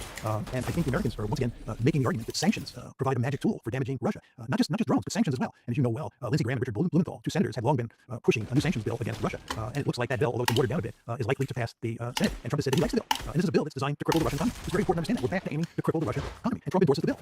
And you have to marry that to what's going on in this drone war. It's quite clear that the Europeans believe that they can help Ukraine win the drone war, the long-range drone war, not the drone war on the battlefield so much, but they can give huge numbers of drones to the Ukrainians and help the Ukrainians build up their industrial capability to produce drones. And that will allow Ukraine to inflict serious damage on the Russian economy and on Russian military capabilities. That's the story. So I think what's happening here is that the West, including the United States, is ramping up the pressure on Russia because they think they're winning the war. Now, I want to be very clear. I think if you look at what's happening on the battlefield, and I think the battlefield is what really matters. I think the Russians are winning. They're rolling back the Ukrainians. The Ukrainian army is in desperate straits. The only thing that's really keeping it going is the presence of drones. I think there's no question about that on the battlefield. But it's not clear that the Russians will ultimately overwhelm the Ukrainian forces because they're stretched so thin. So I think on the battlefield, what matters the most, the Russians are winning. But there's no question that we're back to sanctions, and we think that this drone campaign, this long-range drone campaign, can have a significant effect on the Russian economy and on Putin's standing.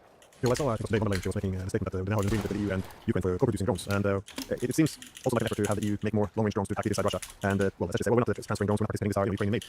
But it kind of begs the question because where this is all going, because Russia's looking at what extent the West is involved in this, and it's a difficult question to answer because there's a lot of evidence, there's a lot of war propaganda out there. On the other hand, it's very hard to imagine, especially the drone attacks on St. Petersburg, that they weren't being assisted by NATO to attack. But what do we actually know about NATO's involvement in this attacks on Russia?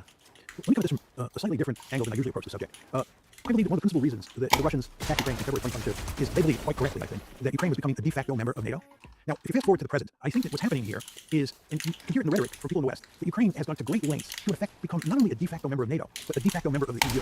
And it's very important to understand that the EU has become a more militarized institution since the war started in February 2022. So when Ukraine works all the time to become a de facto member of NATO and a de facto member of the EU, what that means is that you have an intermingling, a coming together of Ukrainian military capabilities, Ukrainian intelligence and Western intelligence, and the ability to build weapons. I mean, Trump said that he was going to grant the Ukrainians a license to build Patriot missiles inside of Ukraine. Just think about what this means. This is just another way of saying Ukraine is becoming a de facto member of NATO, a de facto member of the EU. It's being integrated into the West militarily. And again, at the same time, what's happening here is we're going back to sanctions a big way with this Blumenthal Graham bill, and we have the drone campaign, the long-range drone campaign. I think from Russia's point of view, it is very clear that the West is joined together with Ukraine, even if Ukraine is not a formal member of the EU or a formal member of NATO, and that it is the West, including the United States now, and Ukraine, that is waging war against Russia. And I think if you listen to the Russians speak, they are in fact saying that is the case. They understand what's going on. You and I are not the only two people on the planet who have figured this out. So the question the Russians face is, what do they do about this? And that, what they do about it is a function of two factors. Number one, how serious is the threat? How serious is the threat of new sanctions? How serious is the problem of the long-range drone campaign against the Sea of Azov, against the Black Sea, against Crimea, against Moscow, so forth and so on? How serious is that threat? And then the question is, what are the targets that the Russians can hit in Europe to bring an end to this close coordination between the Europeans on one hand and the Ukrainians on the other hand? It's not obvious what the Russians can do to break the growing link between Ukraine and the West. And this, of course, segues into the whole Sergei Karaganov argument about what Russia should do in the face of this threat. So the point I'm making to you, Glenn, just to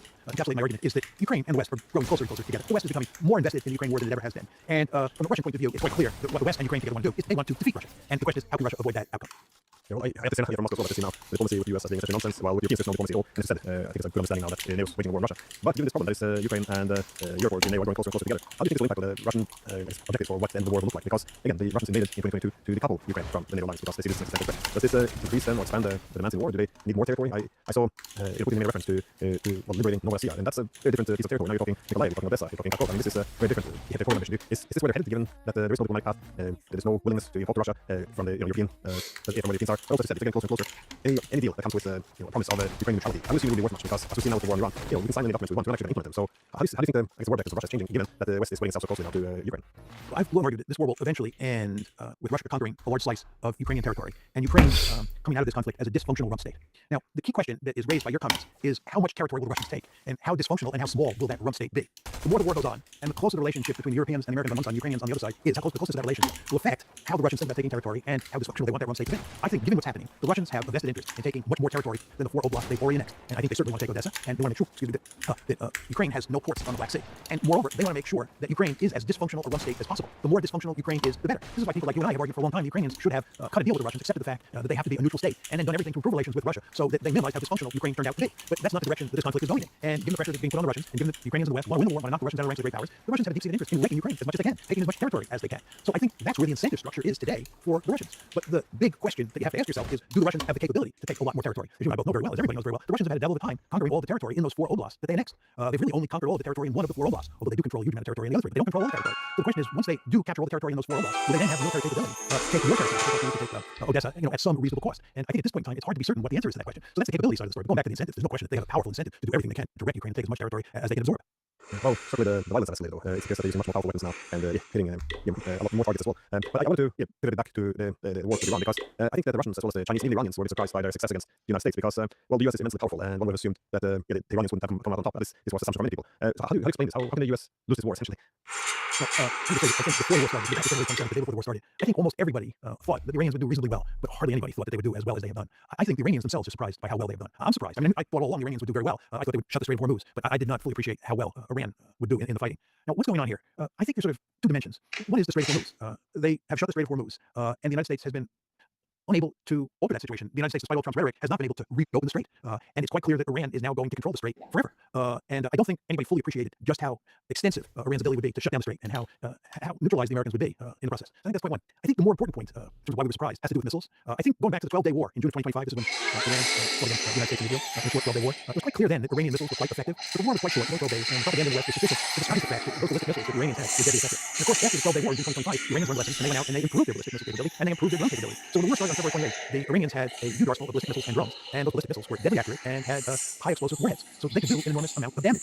And what we have discovered as the war has worn on, here I'm talking about the war that started on February 28th, is that the Iranian missile capability and drone capability gives them a significant advantage over the United States and Israel in this war. This is why we stopped the air war after 40 days. This is why we can't win the tit-for-tat campaign. You know, if you listen to the Americans and their Gulf allies talk, it seems like they shoot down every incoming Iranian ballistic missile and knock down every Iranian drone, and hardly any of those Iranian weapons get through to the target. But there's enough footage coming out now that makes it clear that this is not true, and that the Iranians are pounding Bahrain, pounding Kuwait, pounding Jordan, and so forth and so on. This Iranian missile capability is truly awesome, and you marry that to their drone capability, and you see that the Iranians are in a position where they have more coercive leverage over us than we have over them. And I don't think that the people fully appreciated that before the war. I mean, we knew again from the 12-day war last year that those Iranian ballistic missiles were quite formidable, but I don't think we fully appreciated just how formidable that inventory of Iranian missiles and drones really is, and we have now found out. So I think what's really allowed the Iranians to do so well against the Americans and against the Israelis is, number one, the fact that they control the Strait of Hormuz, and we can't take that control away from them, and number two, they have this truly impressive arsenal of drones and ballistic missiles. How do you think this, again, taking a step back, this fits in within a wider, I guess, geostrategic picture for the United States? Because most of the U.S.-led security architecture in the world seems to be aimed towards containing primarily three big countries. That is, in Russia, in Europe, of course, we have NATO, which has the purpose of containing and weakening the position of Russia in East Asia. There's also an elaborate security architecture for the U.S. to contain China. In the Middle East, of course, the U.S. cooperation with the Gulf states is intended to, well, not just weaken, but also defeat Iran. Now, on this war now against Iran and Russia, we saw that, at least the way I read it was objective of the U.S. with the war on Russia since 2014 has been to knock out Russia, so they can focus on China instead. Using Ukrainians to knock out Russia. Keith Kellogg, he said this in very clear words, but he also heard from many other American leaders. He'll be more concerned with Russia and China get closer than ever. Now, the objective seemingly was to knock out Iran. Yes, he would have tried Russia with an important partner, but I think he weakened China to a much larger extent. But now, will the Iranians link themselves closer as well to Russia and China? I mean, they have their own issues between them, so I guess there's limits to how far they can go. But how do you see the wider, I guess, geostrategic picture shifting as a result of this war? Because the defeat in Iran would, it just seems like this would transform a lot of geopolitics. As you said before, the security architecture and the security umbrella of the US would be weakened, well, at least in East Asia, also to some extent in Europe, and definitely in the Middle East. But meanwhile, we will have this other Eurasian powers getting closer than ever. What do you see, what's premature to say?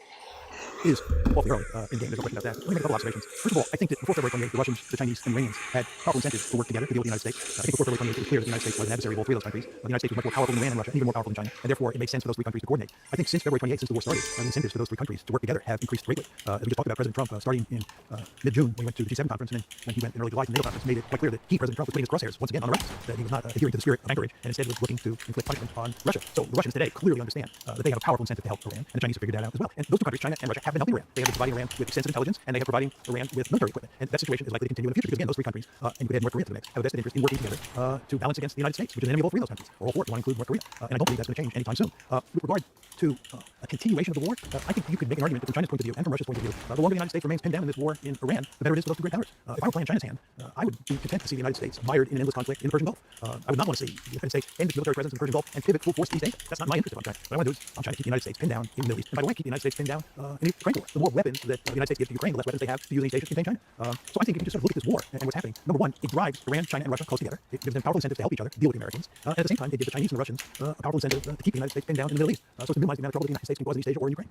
I remember on the Russian side, when the war in Syria was going on, the key, well, one objective of Russia was to have this very limited cooperation with Iran to try to build on it to overcome some historical distrust, and essentially build on it to develop a strategic partnership. And of course, then after Russia invaded Ukraine and the Iranians stepped in to help, this grew further. And then of course the US went to war with Iran, and the Russians assisted, also the Chinese. This partnership only strengthened and strengthened. It seems like this has been a terrible mistake on the side of the United States to bring these powers, which used to have much more daylight between them, to bring them this close together. But yeah, you mentioned all the weapons that have been sent to Asia or sent to Europe, which is now to the Middle East. But as the US is ramping up all this war at the same time, you see the same logic in Europe. There's an idea that now they have to arm themselves to the teeth. Is it possible that military capabilities will increase even though they have more military ambition? Because, well, if the situation demands it, is it possible? It wouldn't be problematic for the Chinese, for example, if the US Europeans now for years have prioritized building up huge arsenals of weapons? Because, again, I'm not sure how serious the import problem is in the United States. Well, the Europeans and the Americans are different actors from China's point of view. China doesn't really care whether the Europeans build up their military capability because the Europeans are not going to engage the Chinese militarily in any meaningful way. These European militaries are talking about building up their forces to deal with Russia, not to deal with China. They're going to be focused laser-like on what they see as the Russian threat. The Americans are a completely different story because the Americans view China as what they call the pacing threat, the greatest threat that the United States faces. And the United States is interested in building military forces in East Asia to contain China. And many people in the U.S. national security establishment see a commitment to Ukraine as a drain on resources for East Asia. And the same, of course, is true with the Middle East. So you have different incentive structure for the Europeans and the Americans. And the Chinese view the Europeans and the Americans in very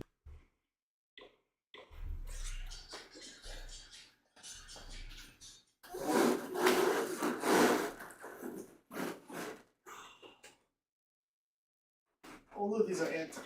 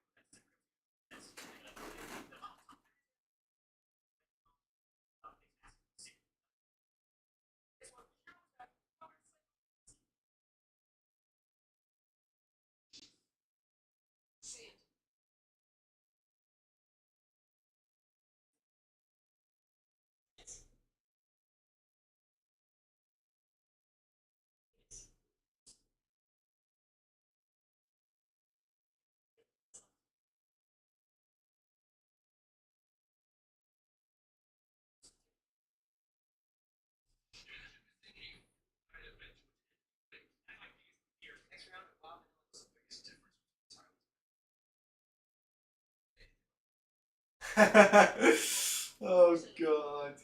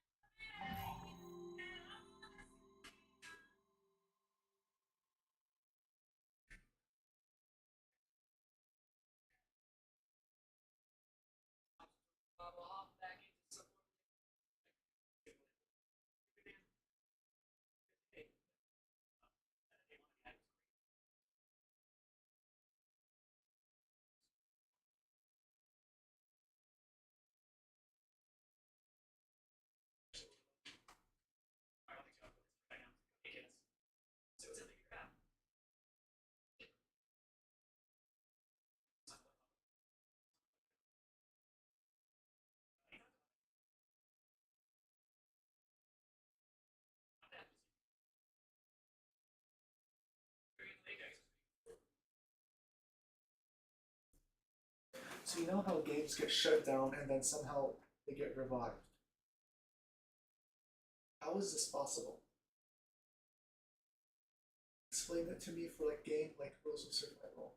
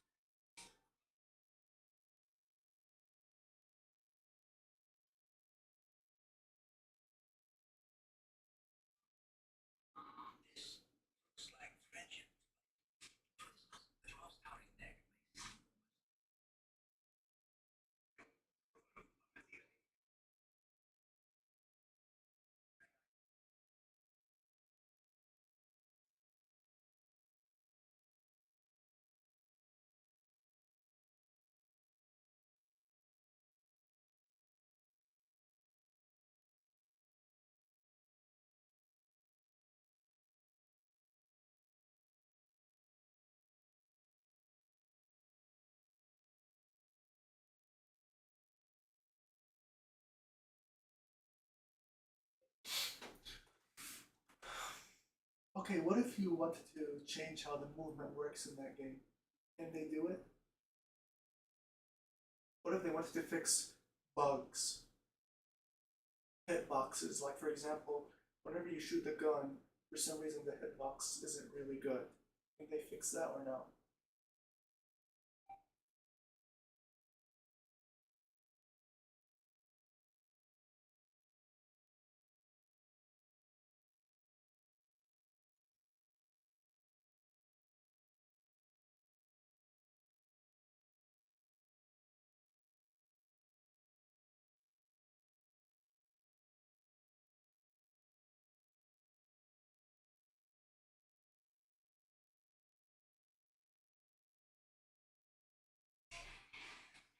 Clavicular is the big group at that moment.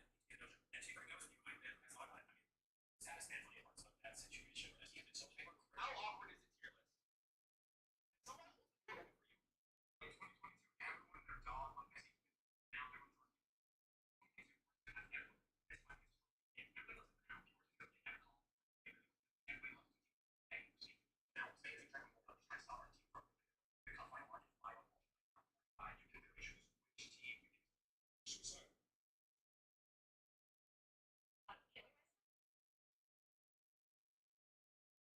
I tried.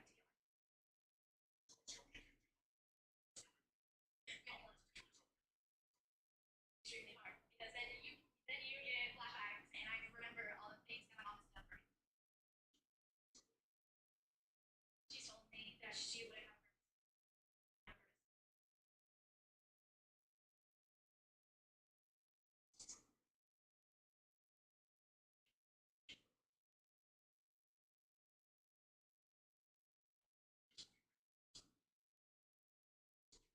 her alive and to the point where she would probably come right after me.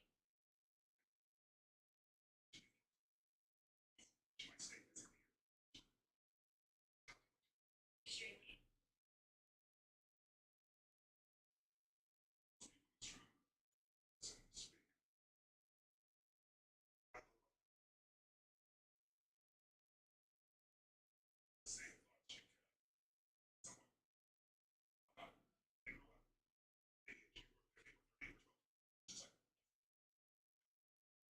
How long does it take? How far is it?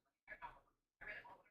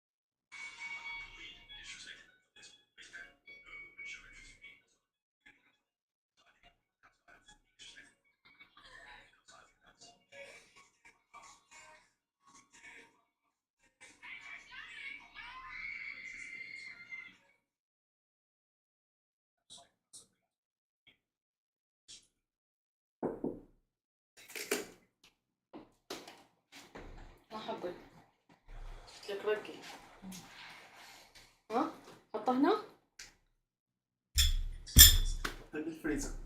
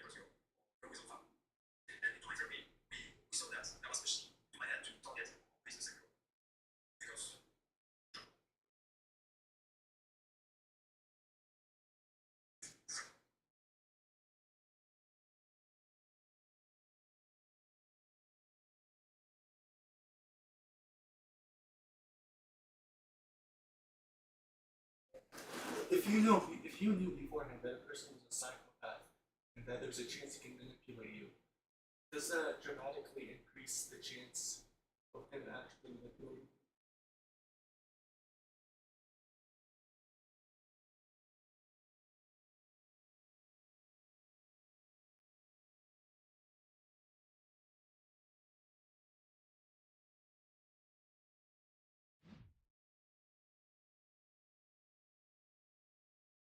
Does that change the equation in him manipulating you?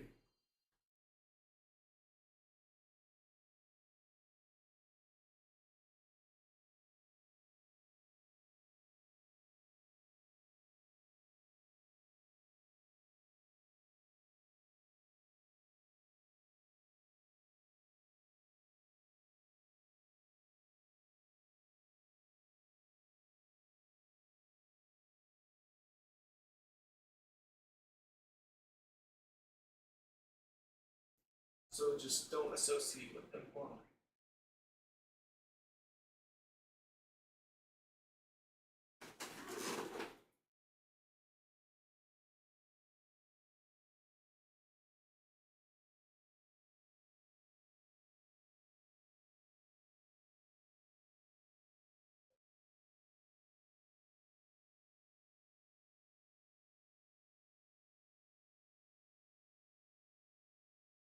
Has there been studies when two psychopaths collide with each other?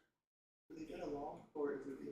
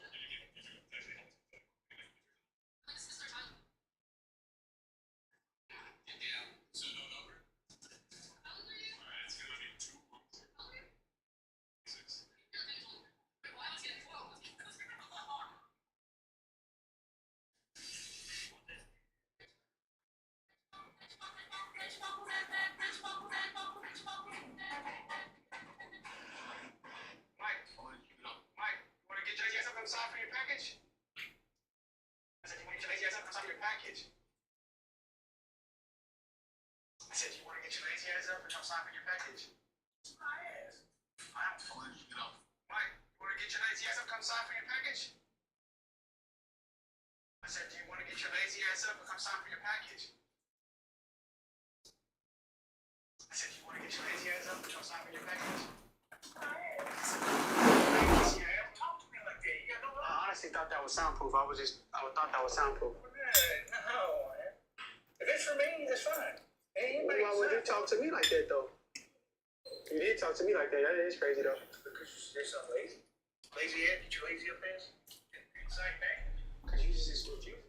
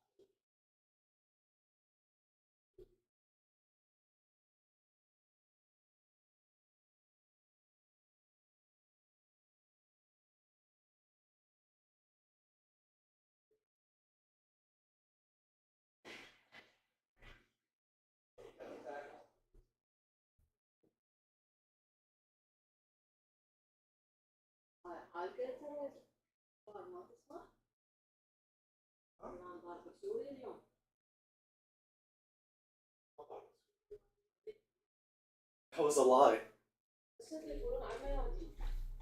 إيران قال لو ضربنا سوريا بس طلع كان كذب. Let's see. لا ما ضربين سوريا. ما ادري شو بس هي امريكا تريد تستخدم سوريا على مود ضد حزب الله. It's unlikely. قاعدة ايران اذا تروحون انتوا ضد حزب الله نضربكم. It's unlikely يسوون سوريا. لا أدري أفتهم. لا صحيح بابا قال يريد هم يعني يدخلوهم سوريا. هذه ملابسك حطها بالمجارير. يعني حط ملابسك. The threat from Syria is from Tripoli. That's the threat. Tripoli. لا قالوا ضاربين مكان بالتنف قريب على الحدود العراقية والأردنية والسورية. شوفها والله. ماذا؟ لا أنت مخبارة قديمة. مو قديم. ميسي. لا هذول البنياتين ما يحجون كذب. اقري هاي. أي هنا ضاربين. شوف هاي العراق وهاي الأردن. اقريها. Iran has claimed that overnight strike targeted the Tenef military base أمريكية and possibly at its nearby airstrip military base. إيه؟ Keep reading. She claimed. Keep reading. Allegedly killing multiple U.S. personnel and destroying large amount of American military. The claim is entirely fabricated. يعني? And the U.S. withdrew from the base يعني fabricated? 4 months ago at the start of the February early 2026. علي مو كل الأخبار تسمعها صحيح. يجوز هاي الخبر أمريكا تقول إحنا هاي مو ويا أمريكا هذا ويا إيران. As withdrawal but Syrian use the base is very minimal. مو هذا يعني مثل دا يعطوهم warning. قال يعطوهم warning إذا أنتم مو أمريكا قال حكت ويا هو هذا أبو سوريا قالت له أريدك تصير ضد حزب الله. ما يسوي سوريا لأنه المشكلة it's like what's the benefit؟ يكرهوهم حتى يكرهوهم. تدري من ما say they're happy ذول كان سوريين. صحيح بس fighting a war أنت بالك شيء let's go. No, they're not gonna do it. It's not worth it. ماري رجي بعد. ليش؟ وين أودي؟ هسه كله طلع عنه وين؟ ما أقدر. طلع عنه وين يموت. It's just gonna be so messy. It's just sticky. No, طلعهم بالجسم. Just what? بكرة يجي بالشغل.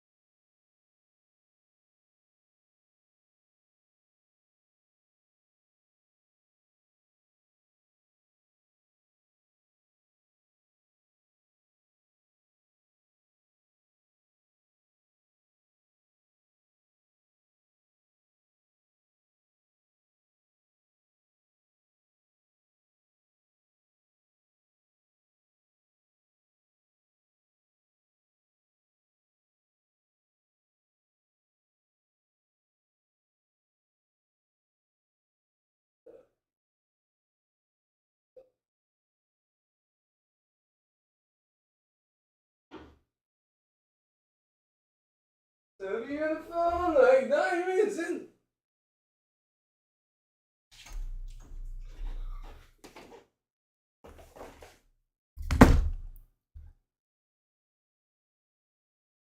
Greetings. Greetings. Greetings. Greetings. We're going to the movie right now. We're all leaving. You're not going to the movie. We want to get nachos. I know where the movie theater is. It's too late, buddy. I said, Martin Asian movie theater. It looks good. I went to the movie theater too. Ketchup. Really? No ketchup? At least two choices.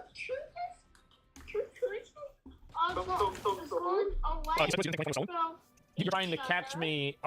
You're not. Wait a minute. You're not trying to catch me in an inconsistency, are you? That's not what. I can't. You're not trying to do that. Because that's a ban. That's a permanent ban if that's what you're trying to do. It's not treason, it's sedition. It's treason because they're siding with another country. Because they're doing this with the, no, I'm not asshole. I'm just saying it was your opinion before. And do you have a problem with that?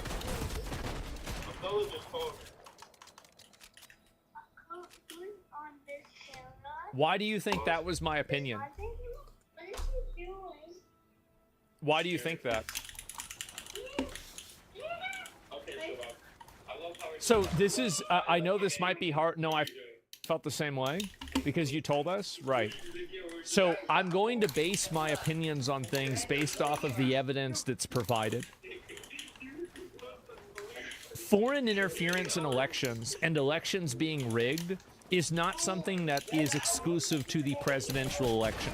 And if you want me to actually be completely like transparent with what I believe, I think that local and smaller scale elections get rigged a lot more easily and a lot more than the larger scale big elections do. And the reason why I think that is because there's probably less oversight and less controls for it. So realistically, that's the reason why. Also, I haven't seen enough conclusive evidence that the 2020 election was stolen. And showing that there was election interference doesn't necessarily mean that the election was changed because of that interference.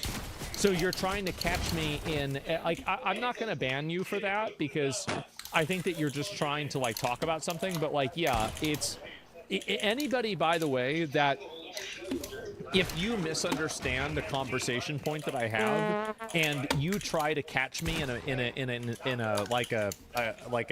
hypocrisy, like anytime somebody tries to say, but before you said this, you are risking getting your account banned. You are risking getting your account banned if you try to do a gotcha moment. Because, and I think that almost every single time you will get banned. But what about when you said X or Y? Because it is almost always, so here's the reason why. It's almost always done by a low IQ bad actor who's trying to catch me in an inconsistency because of their own misunderstanding. Basically, most people's perceptions of my inconsistencies are coming from a place of their own stupidity. They're stupid and they don't understand what the conversation talk was, and so they're not able to conceptualize it. I'm not knowing as much as the people in this room, but I know about sports and I know about a little bit about soccer, but I watched Messi and he was well guarded, right? Well guarded. And all of a sudden he's standing on the right. You understand what I'm talking about? I just noticed it.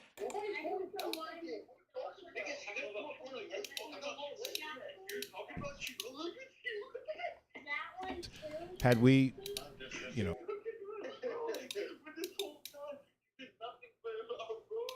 out of the United States of America.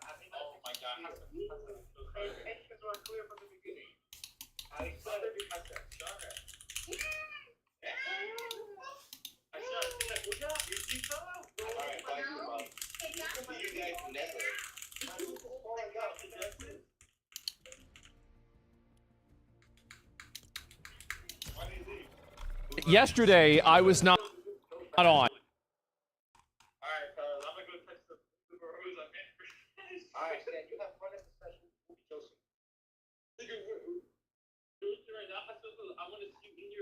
By the time I'm done with the session, I'll be happy if you drive me. I'm not watching the movie.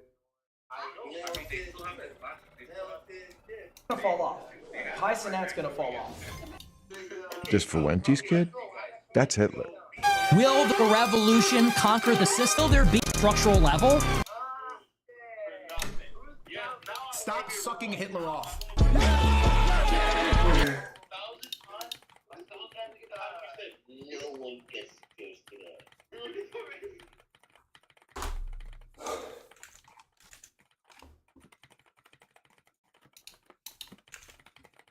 I know you are.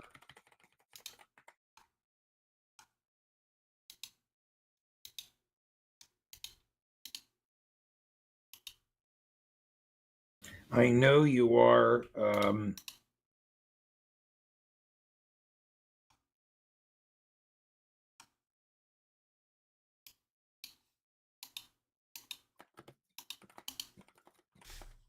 I know you are.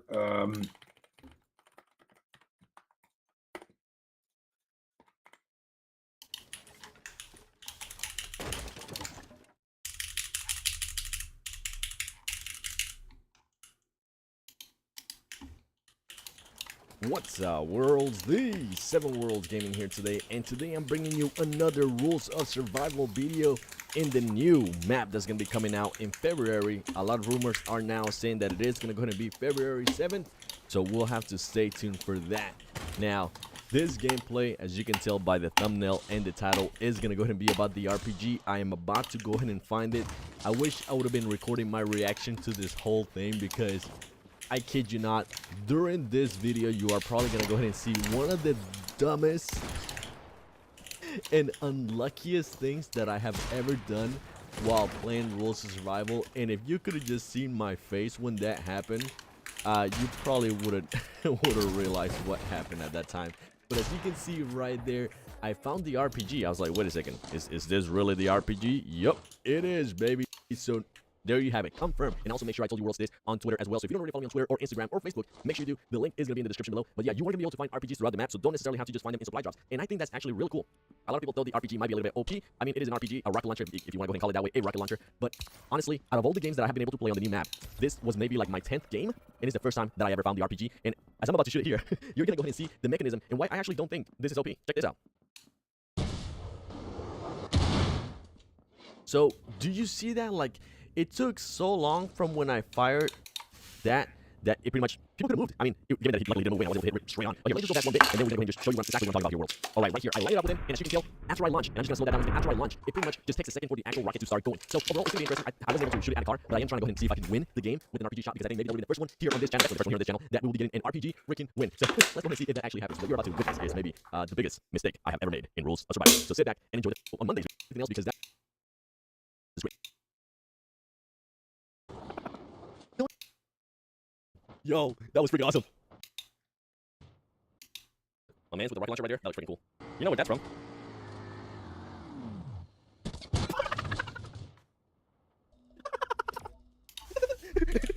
I just blew us up. I just blew us up. I'm so sorry, dude. Blue bastard.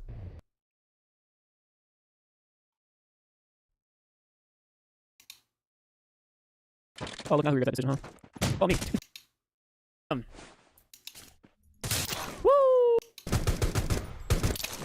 Okay, this is when the Barrett has to come in clutch. Woo! The Barrett actually came in clutch, man.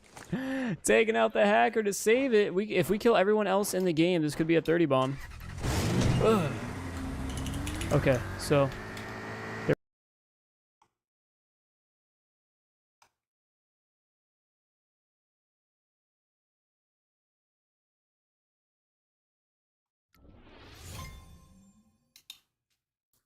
boys, we just found an AKM off the rip with an 8x scope on it. Where is everybody? Can I shoot this guy out of the sky? Oh my god, he's pissed. My man was still flying in the sky. Hey, well, at least I know that now. From now on, you can shoot people that are still parachuting down. I always thought maybe you had to wait. No, there's no waiting. This game is reckless. Oh my god. Welcome, ladies and gentlemen, to another episode here. Oh. Yo, he's so pissed. What the heck? Do I have the roof to myself? Oh, come on. What are you doing, guy? Maybe if I hide here, he won't know I'm here. Probably drop down. Okay. Twinsies I'll drop down too for you. Oh shit, look at all these people. Alright, screw that guy. I'm getting the free kills.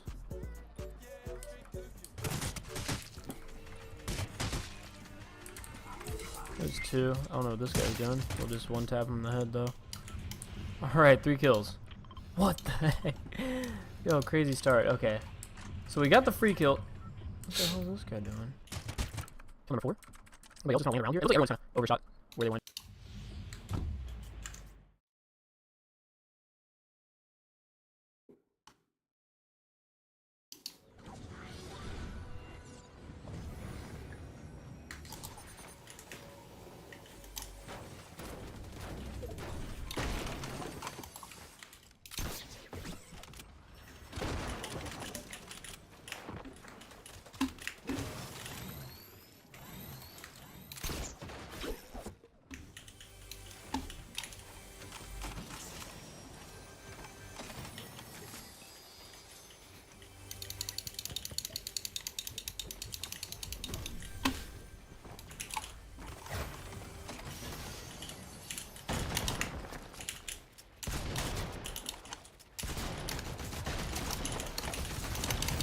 Jeez, missed every shot, buddy.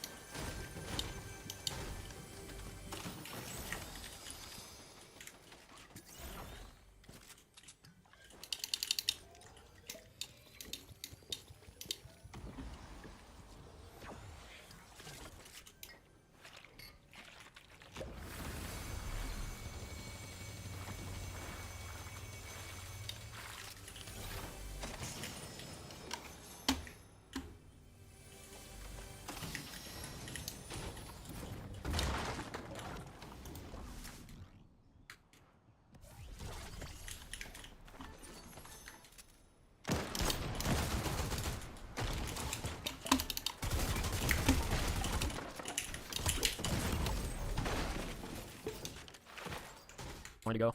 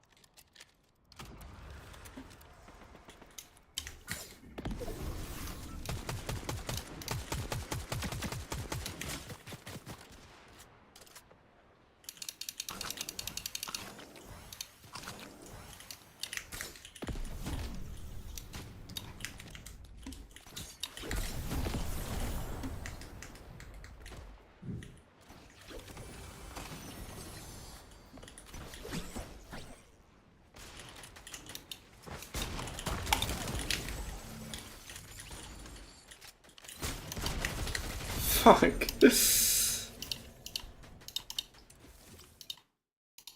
gotta be on the second story here. I did not get a gun off. Oh man, is he behind the car? Let's do this guy here. I'm gonna start mode on rule. But shout out to you, man. If you're seeing this video here on YouTube, make sure you go ahead and comment something. Never like that shit. I want to see his name in the comment section. It's so funny though. Every time I record and have my OBS open, it just gives me like my live stream notifications like that right there. I'm gonna start live streaming again here in a little bit of time, you guys. Like I think Sunday, I'm gonna do my first live stream in a while. We'll probably do rules, squad games. So if you're excited for that, just let me know. Everyone put down your actually not put down your guys. Add me right here on rules. Noah from YT. If you go ahead and add me, I'll go ahead and accept everybody once I see the invites coming in. And then comment down your name and just say you added me because we're gonna be doing the squad matches like I said. So we'll be playing with whoever we have on our friends list. Make sure to turn notifications on if you want to be the first one in. You'll have the best chance of playing with us. I guess that's probably Sunday. More than likely. I'm excited for it. Last time, back when like I did rules the first time around, we did some squad matches. And literally, we had a winning percentage like 50%. That's not me. Booger. When you guys have something like that, you don't, do you? No, you have sniper suppressor, so it makes sense to put a safe on it. There we go. That's what I was looking for. Games just the game, including me. I let too many games go, man. Yesterday's episode, we are not having a repeat of yesterday's episode. If we get, yeah, we're gonna stop that now. If we get close.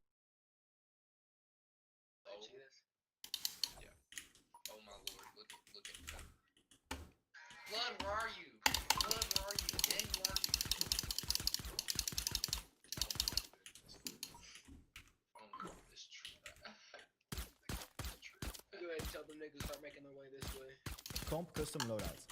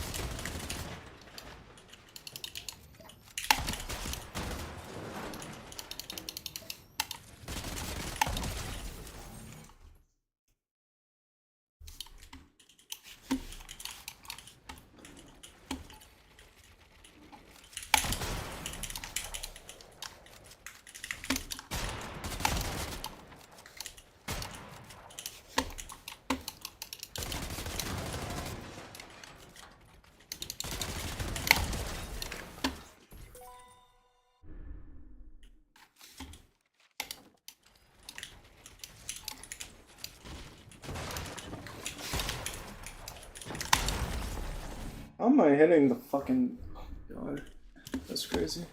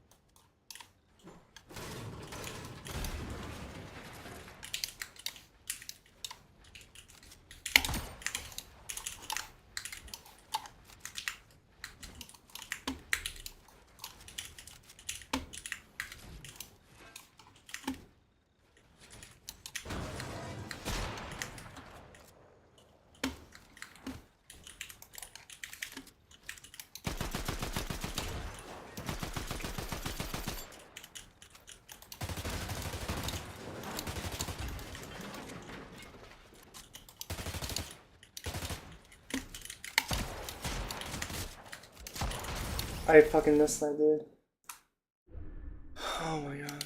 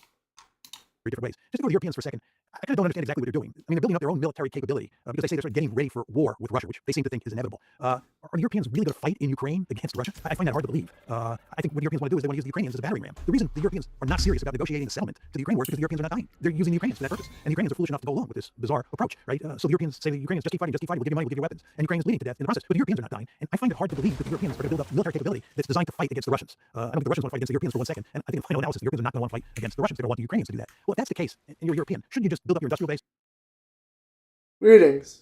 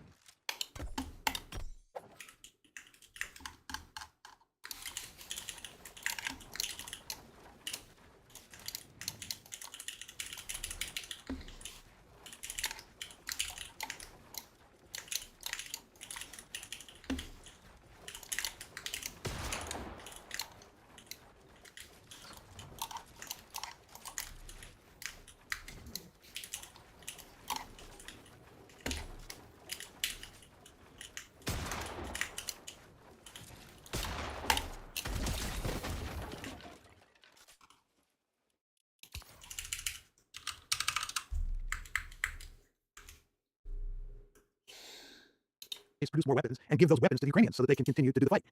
That seems to be, in good part, what the Europeans are doing these days. I don't know about the long term, but for the moment, they want to get more weapons to Ukraine. But the real problem is that it's really not weapons that the Ukrainians need. What they need is manpower. They need soldiers on the front line. But you don't see the Europeans rushing to send soldiers. It's all right now, boys. It's all on kill time.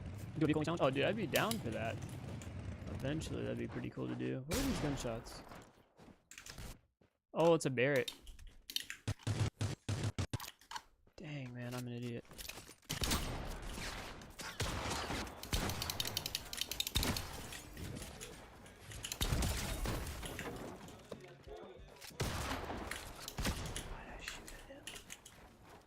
Why did I shoot him and why did he kill me?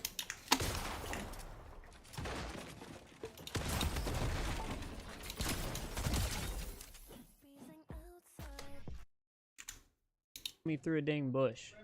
Or through the entire tree. That's no notification. How about that, right? Yeah, rip the 30 bomb. I am Grandmaster, yes. Okay. I was gonna watch that guy to see what happened, but oh my god, oh well. Like I said, that was like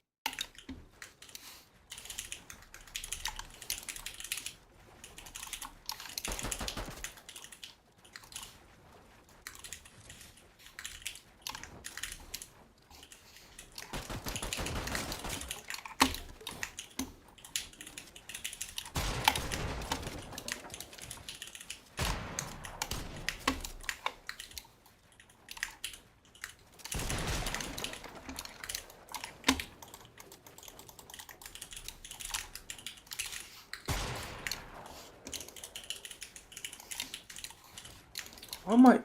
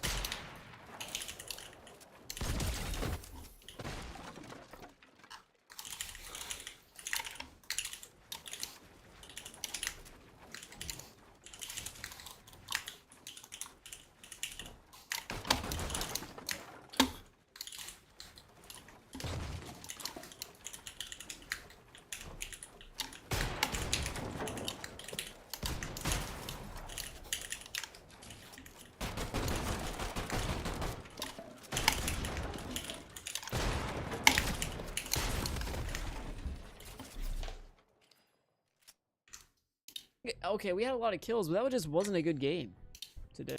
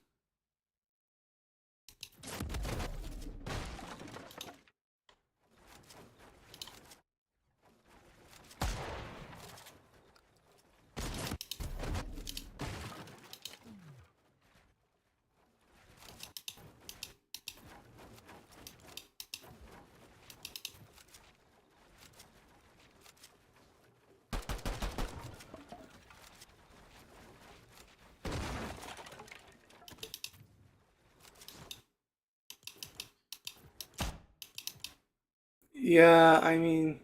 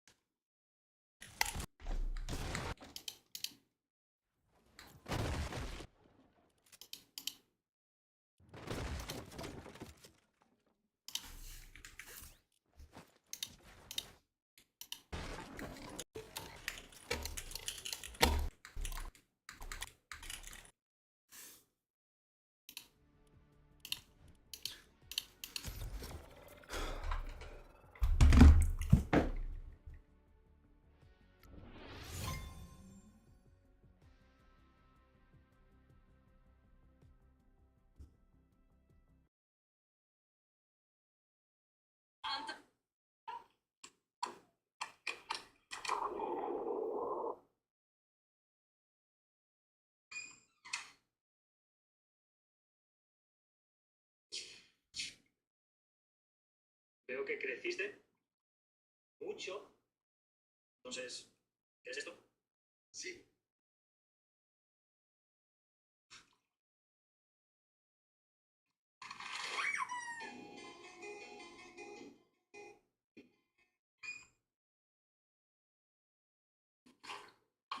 A plus-sized hiker may be forced to pay tens of thousands of dollars after being airlifted from a national park after walking less than 2 miles. This video went viral 3 weeks ago, outlining the entire incident. Reportedly, after hiking roughly 2 miles down this trail in Yosemite, hiker in question, Grace, suffered heat exhaustion. Long story short, search and rescue was called and she ended up being moved out by helicopter. And now many headlines are saying that people will be forced to pay up to $7,000 for the helicopter operation, which may be a little bit of an exaggeration, but tens of thousands of dollars is not. A plus-sized hiker may be forced to pay tens of thousands of dollars after being airlifted from a national park after walking less than 2 miles. This video went viral 3 weeks ago, outlining the entire incident. Reportedly, after hiking roughly 2 miles down this trail in Yosemite, hiker in question, Grace, suffered from heat exhaustion. Long story short, search and rescue was called and she ended up being moved out by helicopter. And now many headlines are saying people may be forced to pay up to $7,000 for the helicopter operation, which may be a little bit of an exaggeration, but tens of thousands of dollars is not.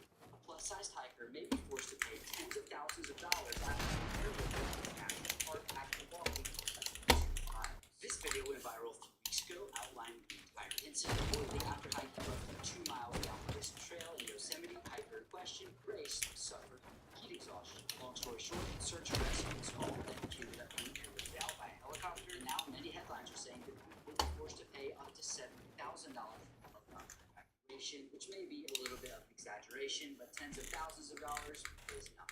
A plus-sized hiker may be forced to pay tens of thousands of dollars. We had his gun out, so After walking less than 2 miles. This video went viral a few weeks ago, outlining the entire incident. Reportedly, after hiking roughly 2 miles down this trail in Yosemite, hiker in question, Grace, suffered from heat exhaustion. Long story short, search and rescue was called and she ended up being moved out by helicopter. Now many headlines are saying that we may be forced to pay up to $7,000 for the helicopter evacuation, which may be a little bit of an exaggeration, but tens of thousands of dollars is not. A plus-sized hiker may be forced to pay tens of thousands of dollars after being airlifted from a national park after walking less than 2 miles. This video went viral 3 weeks ago, outlining the entire incident. Reportedly, after hiking roughly 2 miles down this trail in Yosemite, hiker in question, Grace, suffered heat exhaustion.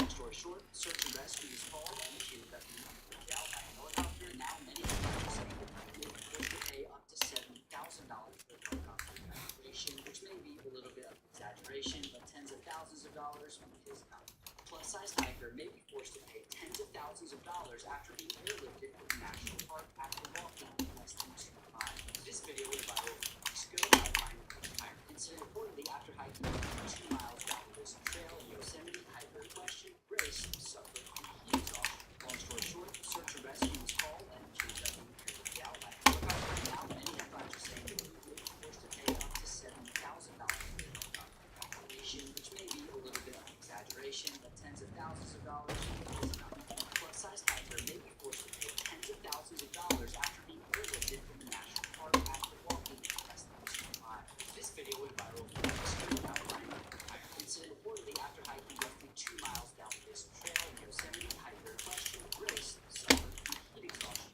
Long story short, search and rescue was called and she ended up being moved out by helicopter. Now many headlines are saying that we may be forced to pay up to $7,000 for the helicopter evacuation, which may be a little bit of an exaggeration, but tens of thousands of dollars is not. A plus-sized hiker may be forced to pay tens of thousands of dollars after being airlifted from a national park after walking less than 2 miles. This video went viral 3 weeks ago, outlining the entire incident. Reportedly, after hiking roughly 2 miles down this trail in Yosemite, hiker in question, Grace, suffered from heat exhaustion. Long story short, search and rescue was called and she ended up being airlifted out by helicopter. Now many headlines are saying that we may be forced to pay up to $7,000 for the helicopter evacuation, which may be a little bit of an exaggeration, but tens of thousands of dollars is not. A plus-sized hiker may be forced to pay tens of thousands of dollars after being airlifted from a national park after walking less than 2 miles. This video went viral 3 weeks ago, outlining the entire incident. Reportedly, after hiking roughly 2 miles down this trail in Yosemite, hiker in question, Grace, suffered from heat exhaustion.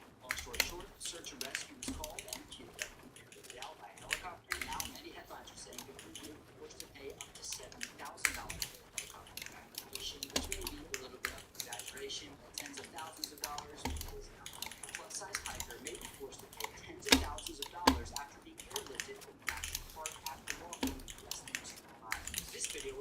Dude, it's fucking crazy.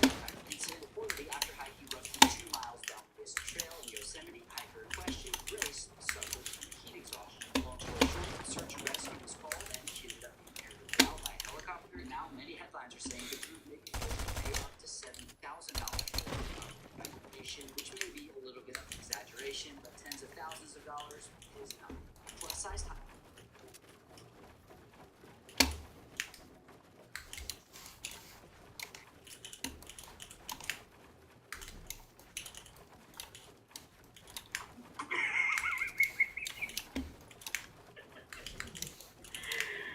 You're ridiculous. You can't pin your ears with that. Then you look naughty. She's like, I don't care, but yeah.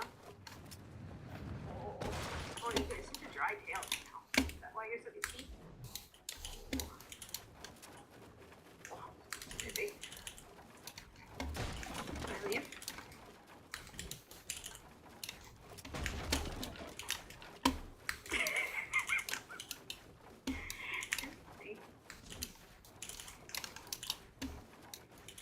You're such a goober.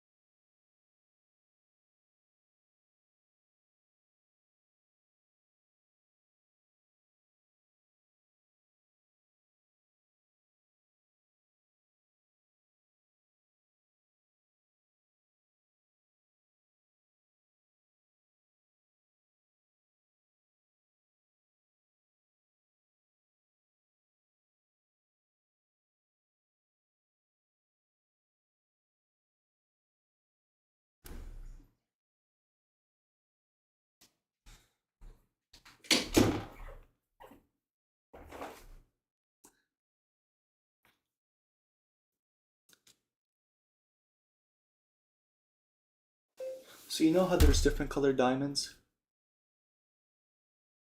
Can you do that with lab ground?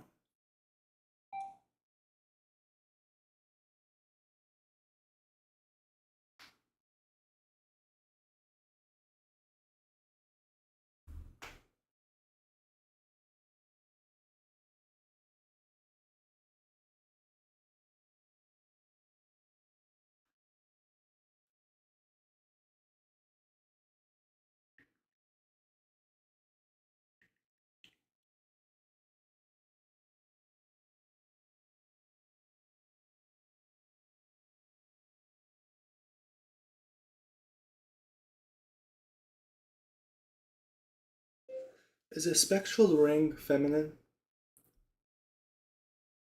For a wedding ring, what color should it be for the male?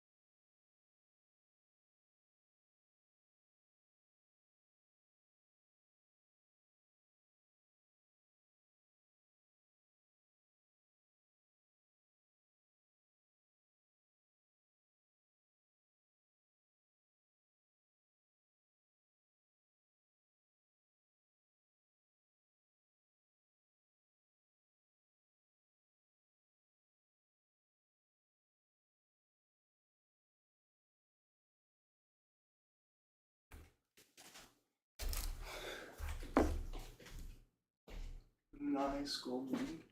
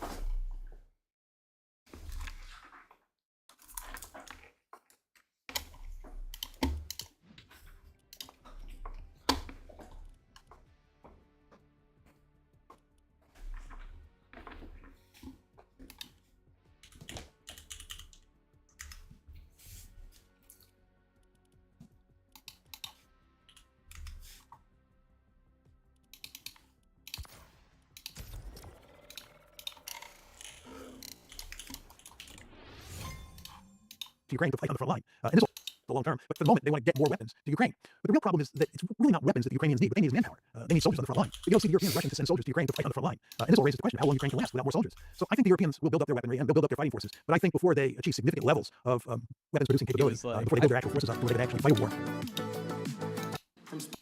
Get his first turn. First on my fight. Literally. Against the Russians, the Ukrainians will lose on the battlefield to the Russian military. Well, I can see the factional keeping war going on for the Europeans. That is, if it pulls the United States back into the US as it does now, then the Europeans will have a powerful America standing behind them, and they will have Zelensky standing in front of them, willing to send every single Ukrainian to the front if necessary to weaken Russia. So it gives Europeans some favorable position, if you will. That being said, I'm wondering also if they actually know what's actually happening on the front lines, because it's important to understand if you in any European country now, if you say that all the Russians are winning, this is considered to be pro-Russian argument. So there's no discussions at all about objective reality, how do you measure what's happening on the ground. It's just recognizing reality. If it doesn't fit well with the narrative, it's simply considered to be pro-Russian or anti-Ukrainian. So everyone has to say the exact same thing, and it doesn't have to be based on evidence. It's just we also did like Nord Stream. If you said, well, that makes no sense that Russia will block their own infrastructure, well, that would be considered to be a pro-Russian thing to say. So everyone, no matter how silly it sounded, everyone had to essentially repeat the same mantra, and it's quite ridiculous. But this is where Europe is at the moment. So I'm wondering if they actually know what's happening, because everyone's saying the same thing. In human nature, we tend to adjust to the group. No, I'm also worried that if they set these dates, we'll start in 2029, we'll prepare our military infrastructure. At some point, why would the Russians wait? Why would they wait for the adversary to shake the battlefield exactly the way they want it before the firing begins? It seems to me that the Russians will throw the first punch as they did now in Ukraine if they think peace is impossible. Anyways, you have any final thoughts before we wrap up?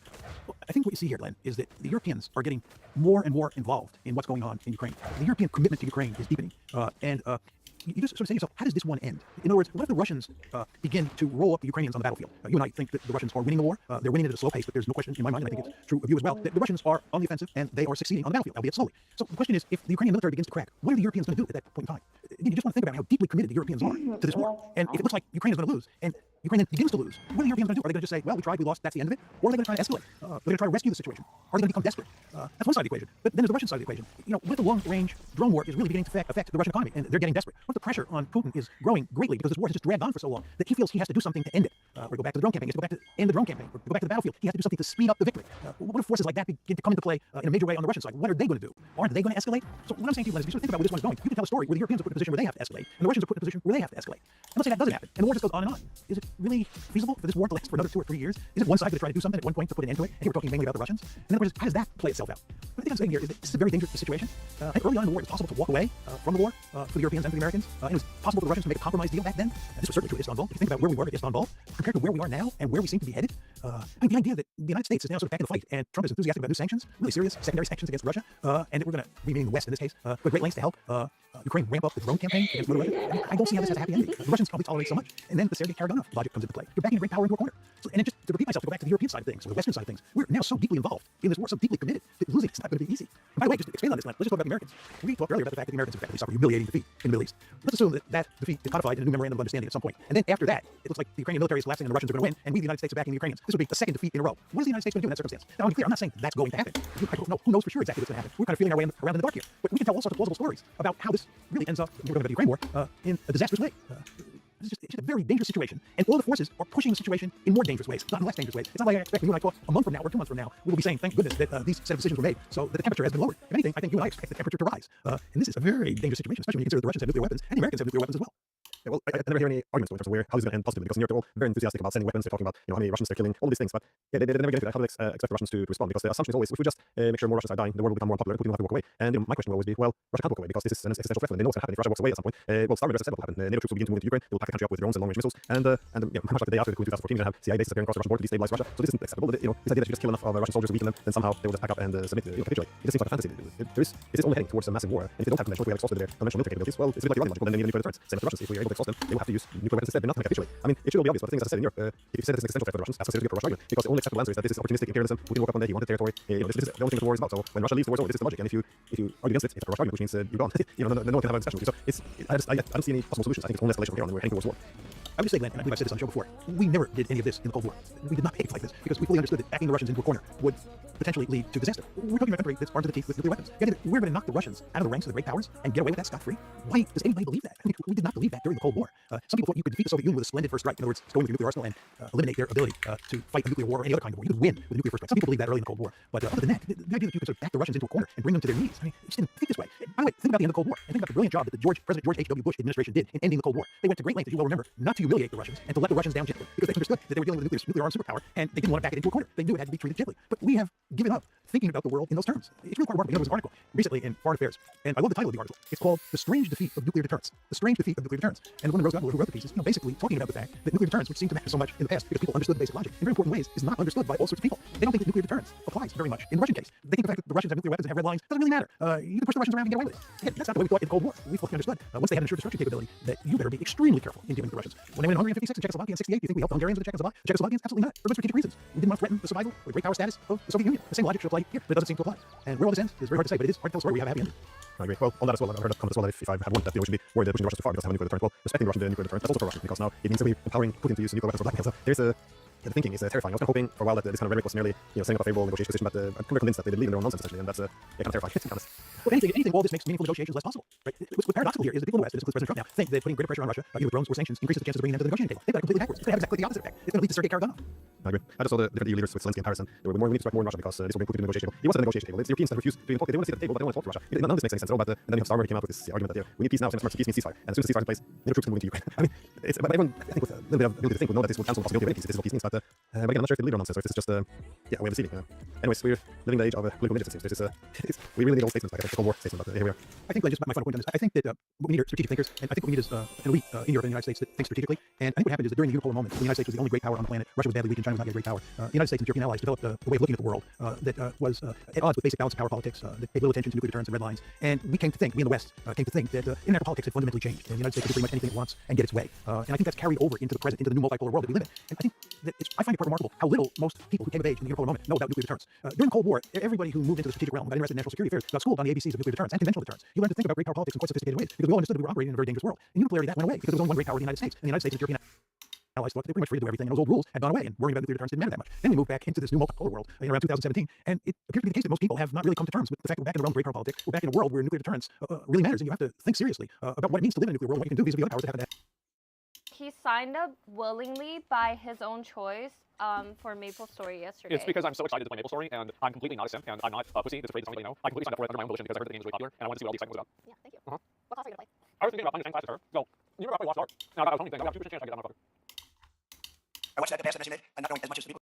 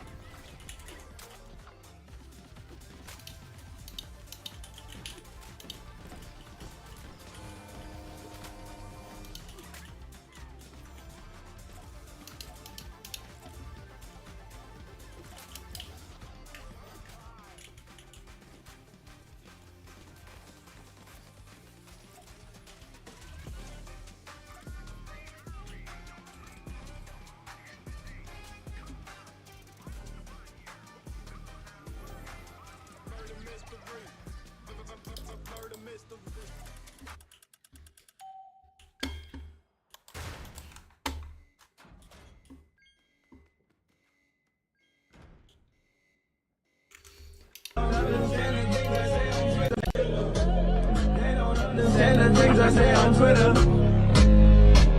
Nigga, how hypocrite. They don't understand. Nigga, how hypocrite. They don't Twitter.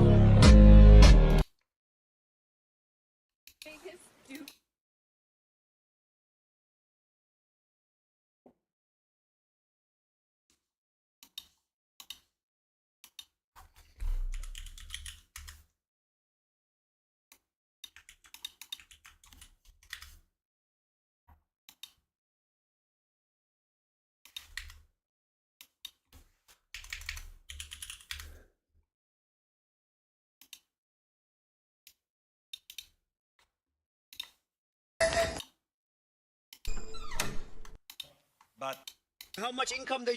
I'm gay. Logan Paul is my savior. Argentina. I'm just kidding. That's crazy.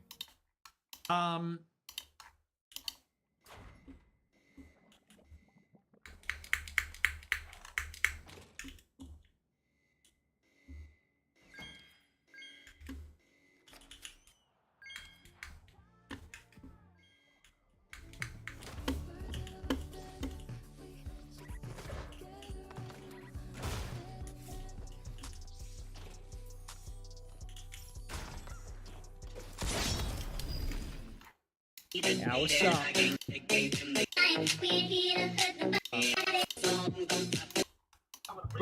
Do you think Disgusting human being.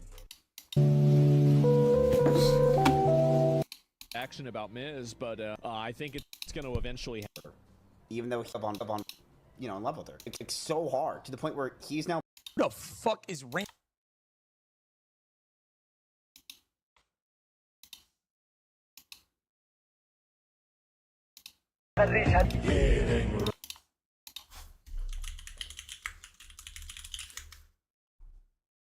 Action about Miz. I mean, I don't know how many people. are going to have to come forward until Twitch maybe takes action about Miz, but.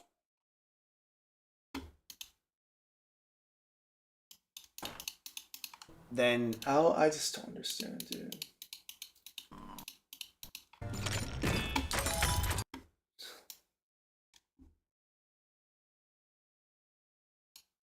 Oh wow, chat. Guess what that was?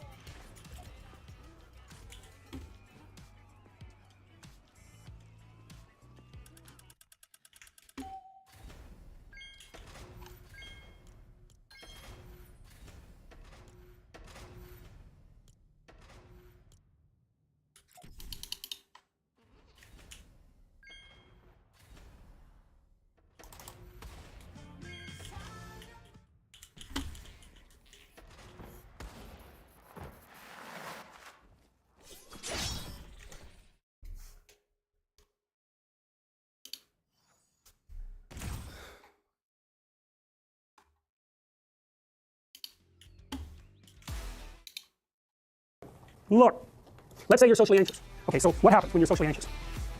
You go to a party, your heart's beating. Why? The party is a monster. Why? Because it's judging you. And it's judging you, it's putting you low down the dominance hierarchy, because that's what a negative judgment is. And that interferes with your sexual success. And that means that you're being partially evaluated by nature itself, right? So you are confronting the dragon of chaos when you go into the social situation. And so what you do, you're like this, right? You hunch over, and that's low dominance. I know threat. It's like, oh, that's not gonna.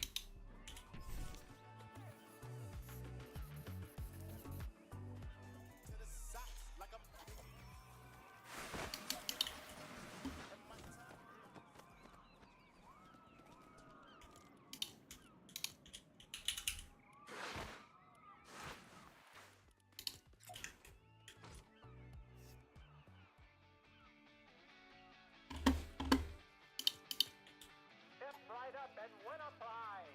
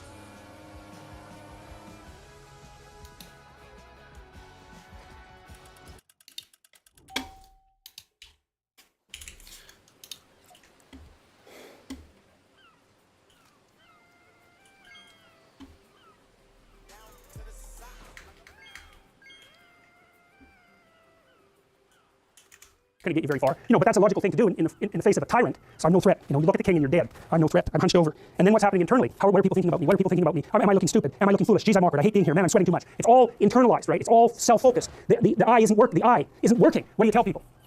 Don't stop thinking about yourself, because you can't. It's like, don't think of a white elephant. White elephant, white elephant, white elephant. You can't tell someone to stop thinking about something because they get caught in the loop. What you do with socially anxious people is you say,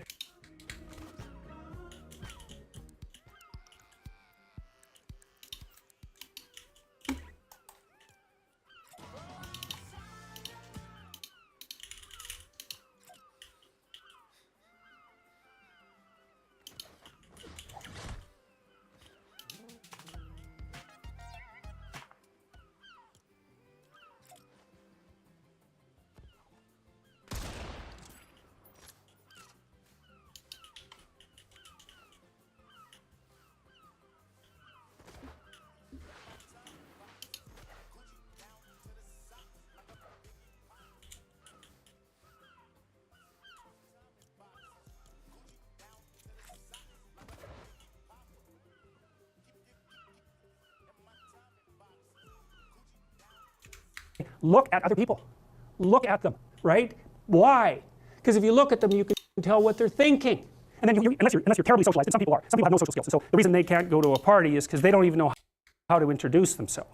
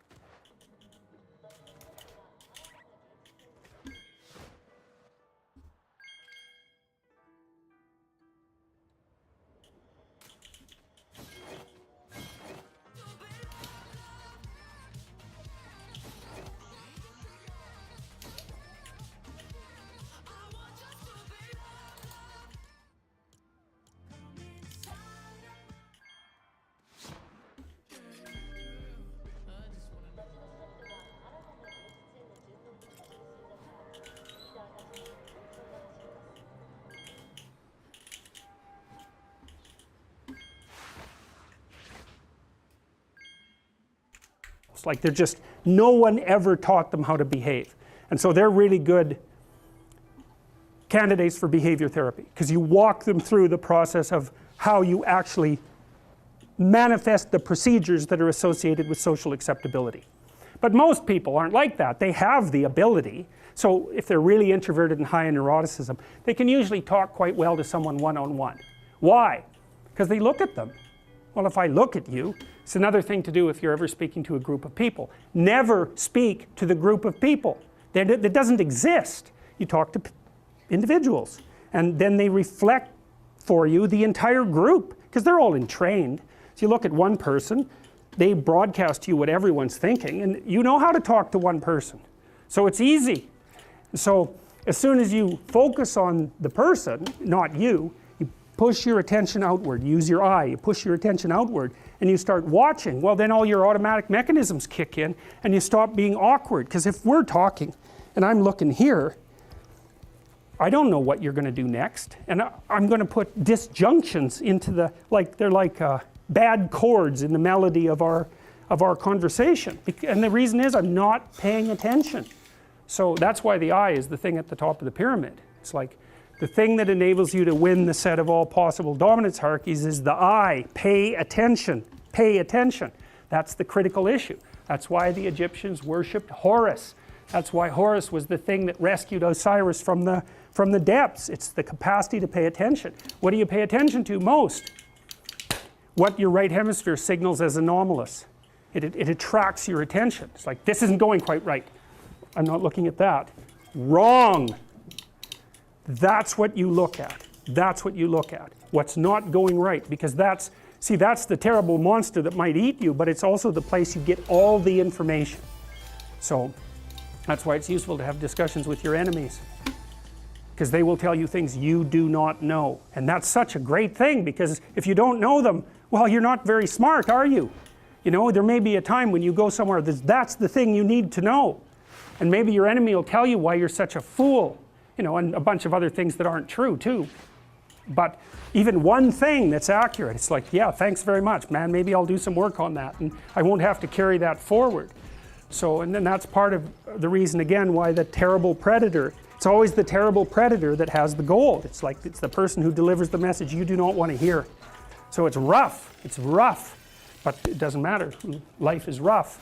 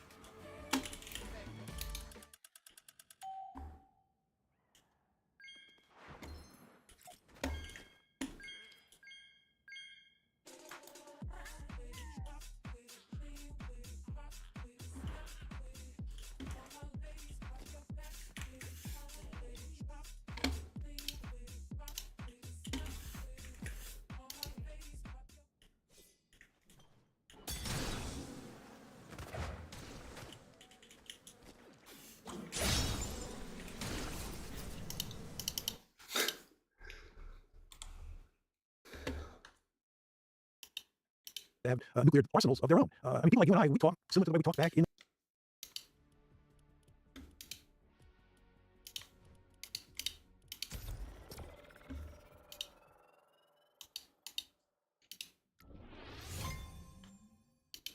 Very different view of war is, you know, we punish the wrong. That's the situation with Sneeko. He's going down a dark path, but you know what? We always knew that was going to be the case because he always had this chip on his shoulder about white people. Always knew it was going to go that way. Because in his mind, he just never wanted to be an Uncle Tom. That's really what it always was. He talks to Myron's brother, Myron, who's a dear friend of mine. Myron's brother, who's a Muslim, went on...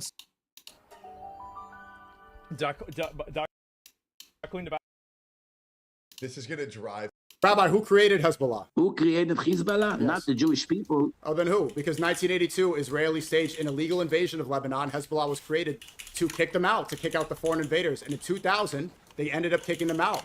It's Israelis' fault. It's your fault, your state's fault that Hezbollah exists. Hezbollah, it's Iran. The same thing like the Houthis is Iran, the same thing Hamas is Iran, and the Jihad is Iran, and many other terror organizations is Iran. Iran and Qatar are sponsoring all the murders of thousands and thousands of innocent people, mainly Jews, but also others. That's not the case. And just like Netanyahu, Iran was funding these proxies, but this was created to kick out the Israelis who invaded their land. Has nothing to do. Iran did not create Hezbollah. Israel did with this invasion in 1982. I'm not. There's no Google. Rabbi, who created Hezbollah? Who created Hezbollah? Yes. Not the Jewish people. Oh, then who? Because 1982, Israeli staged an illegal invasion of Lebanon. Hezbollah was created to kick them out, to kick out the foreign invaders. And in 2000, they ended up kicking them out. It's Israelis' fault. It's your fault, your state's fault that Hezbollah exists. Hezbollah, it's Iran. The same thing like the Houthis is Iran, the same thing Hamas is Iran, and the Jihad is Iran, and many other terror organizations is Iran. Iran and Qatar are sponsoring all the murders of thousands and thousands of innocent people, mainly Jews, but also others. That's not the case. And just like Netanyahu, Iran was funding these proxies, but this was created to kick out the Israelis who invaded their land. Has nothing to do. Iran did not create Hezbollah. Israel did with this invasion in 1982. Almost overnight.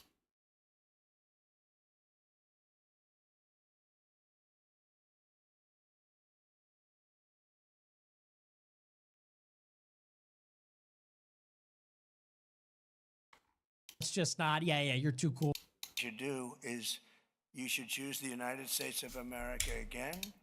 This time we'll leave Mexico and Canada out. But then what you do is which I was very nice to get them in, but what we do is you choose us, but you pick somebody else for the next one, and that will take.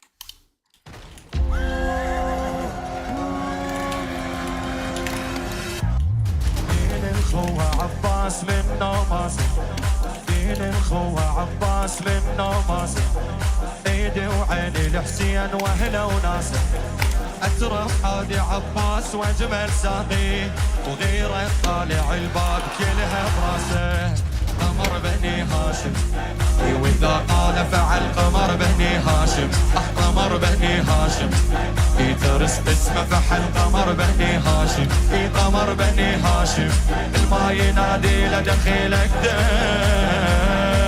يا قمر علي الساقي ابا الفار والحنان الدافي ديوان العبارة والحكي المشفافي معروف الحكي بيه وانا عبد عيونه وما راح اذكر اسماء عمرو خيا وكافي يا ابو فاضل يا ابو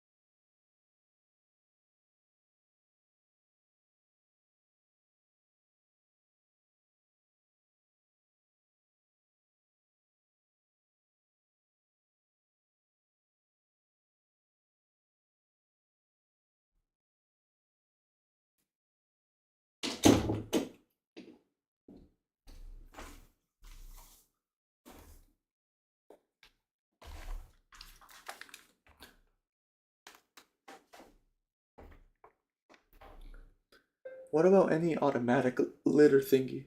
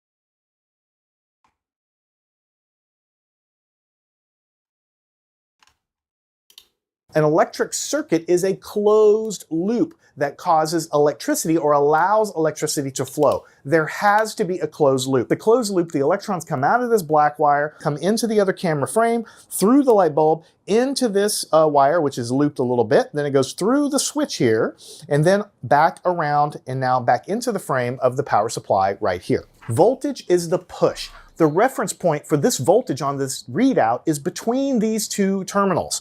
So it's telling me there's 2.25 volts, but it's the units of push that exist between these two wires. The display right under this, the electric current resulting from that push. So the unit of voltage is volts, and the unit of current is amps or amperes. As I increase the voltage, the current is going up. As more current flows in the circuit, the bulb in the circuit. Learn anything at mathandscience.com. An electric circuit is a closed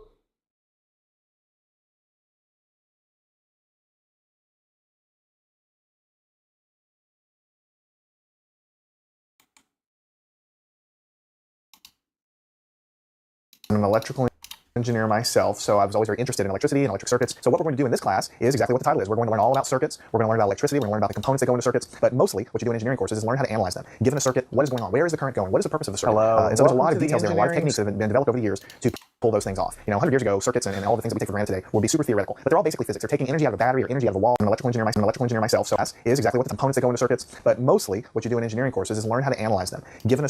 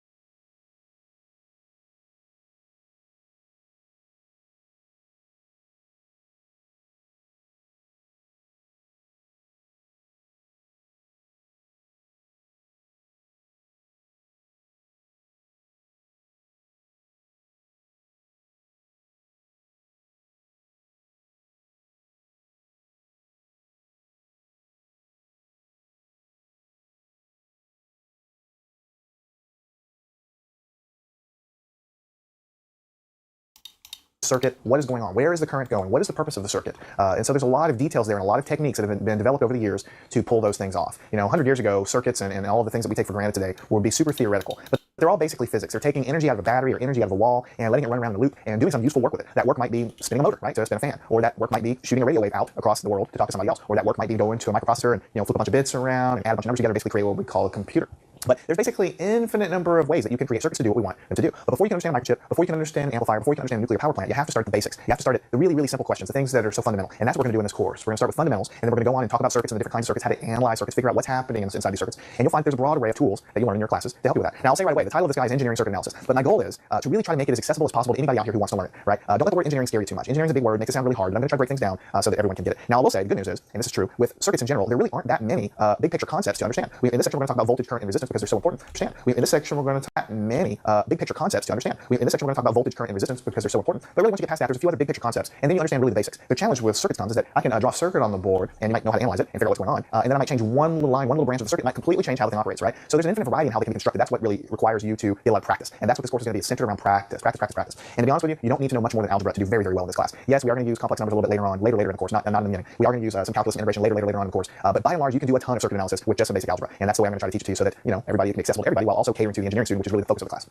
All right, so I had to figure out where to start. I think the most important thing for everyone watching this to understand is the concepts of voltage, current, and resistance, because those three things we're going to end up zooming in on and talking about for the next many hours, and you really have to understand what they are. A lot of students, if they haven't already had an interest in circuits, they get very confused at what the difference between voltage and current is, and how does resistance play into that. So what we're going to do in this particular section is zoom in on that, and I want you to really make sure you internalize and understand what they mean, because as you go and solve a circuit, and I'm asking you what the voltage is, you need to kind of have an internal picture of what that means, even before you're doing that. So there's no math in this section. This is all definitions. I try to make it as interesting as I can, but it's so incredibly important. Make sure you understand this. First things first, I think we all know this. What is an electric circuit? What is a circuit? I mean, a lot of people think they know what a circuit is, and most people probably do, but what is a circuit? The simplest one-sentence definition is it's a closed loop that carries. What does it carry? We think electricity. Like I said, I have to start somewhere, and I never assume that you know anything about what I'm talking about. So a circuit, you think about a circuit of a racetrack or a circuit in the Indy 500. It has to go all the way around. If you don't have it going all the way back around to the starting point, then you don't have a circuit, and no electricity can flow in such a situation unless it goes all the way back around to where you start from. So in order to have a circuit, it has to come back to where it starts from. So a simple example of that, without really getting into any kind of detail, is here's a source. I'm going to put a plus minus to denote the source. It could be a battery. It could be a battery you pull out of go buy at the store, and we're not going to put anything in the circuit with it. We're just going to draw these lines here. These lines are wires. So it would be just like you might think. You get a battery, you hook a wire up, that goes all the way back around to the other side. This completes a circuit. The electricity can circle around and around here, coming from one terminal back around to the other one. That means it's a circuit.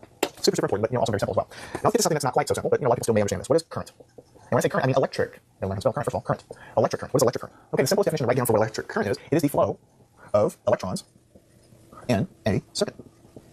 It's the flow of electrons in a circuit. So everybody's heard of current, electric current. An analogy to electric current would be current in a stream. We all know what current is in a stream, right? It's when the stream is moving. There's a current. It's pushing your boat. Right? It's used with voltage and current moving. We'll talk about moving. That is what's moving. So in real life, if you have a piece of wire, we can draw a little circuit here. So there's going to be current circulating around. And then this wire, you get a microscope up on top. What I would see inside is a bunch of atoms, right? So this atom is going to have a positive nucleus. What I would see inside is a bunch of atoms, right? So if I can see that. What I would see inside is a bunch of atoms, right? So this atom is going to have a positive nucleus, and this atom is going to have a negative electron orbiting around this atom. Now, in real life, this might be copper wire. So there'll be lots of protons in the nucleus and lots of electrons. But for the purpose of drawing, just pretend that there's a positive center and there's negative things orbiting. Now here's another atom here. It's got a positive center, it's got a negative thing orbiting. This one's got a positive and a negative. Every atom has this positive center and negative surrounding. Now in metals like copper and gold and silver that conduct electricity well, these electrons, they're not really tightly held to the atom. They're there, but they can be coerced, so to speak, to move. They can be, you can talk them into moving if you try hard enough. The object that actually talks them into moving is the battery. Right, is the battery or the source coming from your wall, for instance. And when that happens, when you hook a battery up to this wire like this, since these electrons are not really held on terribly tightly, what happens is this electron, down here, this electron is going to jump, literally, it's going to jump over and grab and go into the orbit of the next atom. And at that moment, at the same time that happens, it's a chain reaction. This guy goes to the next guy. This electron moves to this guy, and this electron moves to its adjacent atom. And this process happens at almost at the speed of light, so you can't see this electron movement, but that's what's in fact happening. So it's a chain reaction, almost like in lockstep, moving from one atom to the next. And this movement is really, you can think of it as energy of motion, is the energy that the circuit uses to do whatever it's going to do. Turn a fan, turn a light bulb on, whatever. That's where the energy from the battery is going. It's going and pushing these electrons around, which is electric current. So when I draw this here, I'm drawing these negative electrons moving. So this is what we call electron current, or electric current. There's another way to say that. So the electrons, if you want to think of it this way, we'll draw it down here. This is the negative terminal of the battery. This is where the negative charges are sort of piled up. So here, this is called the electric current. So the electrons literally bleed out of this negative terminal and go all the way around, and they go back and they enter back into the positive terminal because it's positive, so it's going to attract negative electrons. And this process goes on and on and on until the battery basically dies out if it's a battery and it can't supply more electrons, or if it's a wall, it just keeps going forever and you get charged for it, right? It comes from the power plant. But the electrons are really truly what's moving. Now, let me blow your mind a little bit here. In a basic circuits course, like a hobby book, like, go to Barnes & Noble or somewhere and just get a book on electricity, they'll talk about the electrons moving. But when you get into engineering and you really start trying to analyze how circuits are going to really behave, it's a little bit cumbersome to talk about the electrons moving, even though that's really what's happening in real life. The reason that it's a little bit cumbersome is because of really one reason. Electrons have a negative charge. They have a negative charge. And what we're going to do later on is we're going to have a circuit and we're going to write equations, simple algebra equations, so don't get too worried about them, but they're going to be equations, and they're going to describe how the current is moving. If we do that for a bunch of negative electrons, then we're going to have negative signs running around all of our equations for our electric circuits. And that will totally work. However, it's a little cumbersome to have negative signs running around all of our equations. So in real life, from this moment on, I'm just teaching you this to give you background. from this moment on, we're not really going to talk about electron current flow or electric current flow. We're not really going to be talking about the direction that the electrons are moving. Let me show you what we are going to talk about. In this very same wire, you may have to stare at this a little while to realize this, but I think you should be able to convince yourself that since this charge is jumping this direction, for a temporary moment, like we're talking about a chain reaction, right? This one's here, and this one's here, and this one's here. But at the very moment that this negative charge jumps away, for a split second, this atom has lost an electron, right? So it's an electrically neutral atom. It's zero charge altogether because the electrons and the protons cancel out. They're the same number. But as soon as I lose one of these electrons, I have sort of a positive charge left over. Right? Same thing happens here. When I lose this guy for a split moment, I have a positive charge here. So as these negative charges jump this direction, mathematically it's the same thing as pretending that I have positive charges jumping this direction, the opposite direction, because this guy's lost an electron and then the guy before it loses one and before it. So as these guys move this way, it's the same as saying mathematically a positive charge goes the other direction. I hope that makes sense to you qualitatively based on my drawing here. But if it doesn't, all you really have to remember is that the real current that we talk about in engineering is called the Hole current. And it goes in the opposite direction from the electric current, which is the real life thing that's happening. And it's a mathematical convenience. Because since now, instead of talking about negative electrons moving this way, we talk about positive charges moving this way.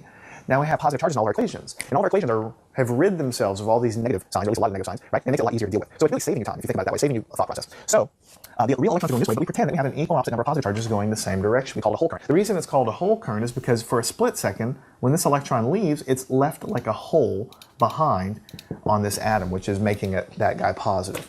So the hole current actually comes out of the positive terminal like this, right? And we denote that current I in electrical engineering or in engineering, and it's the hole current. This is such an important concept, like a hole. Sponsored by Brilliant. This is not electricity. You can't see electricity, you can only see its effects, such as light, heat, motion, magnetic fields, very expensive bills, and electric arcs. Take this simple circuit with a battery, a switch, a lamp, and a wire connecting them all together. The battery is adding energy to the circuit, and the lamp is removing this, transforming it into light and heat. We can flip the switch to control this. What's happening is tiny particles called electrons are moving through the wire, from the battery's negative terminal, through the lamp, and into the positive terminal. They actually move a very small distance, but I'll explain that in just a moment. Many of us were taught that electricity flows from the positive to the negative. That's because long ago, Benjamin Franklin theorized that electricity was an invisible fluid. He rubbed a glass rod with a cloth, which then gave him a shock. He believed the cloth was adding more of this fluid, making it positive, while the person touching it had less, which made them negative. So he assumed that electricity flowed from positive to negative. Schools then taught this information, many still do, and we call this conventional current. Some years later, Joseph Thomson experimented with a cathode ray tube, a device with two metal plates in a vacuum. When powered, a strange ray appeared, and it oddly traveled from the negative to the positive side. He observed that a magnetic field influenced the ray's direction. He also noticed that when passed between electrically charged plates, it deflected in the electric field between them towards the positive side. As we know, like charges repel and opposites attract, so the beam must be made of tiny particles with a negative charge that moves from negative to the positive.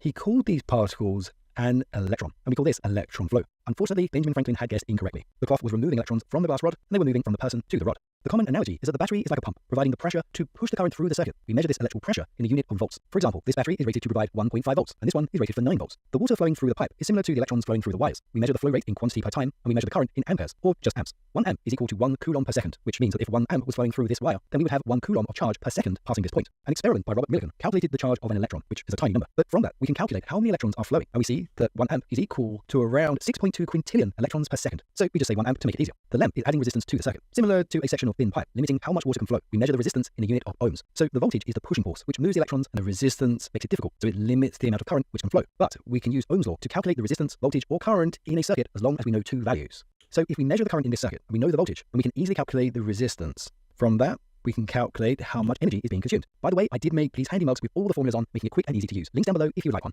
So where are these electrons coming from? Well, they're already in the wire, although some do come from the battery. The wire is typically made from copper, which is just a structure of many tiny copper atoms. Atoms are so small that this cubic centimeter of copper contains over 84 sextillion atoms. So this wire contains a lot more. An atom is just a collection of 3 particles: the electron, neutron, and proton.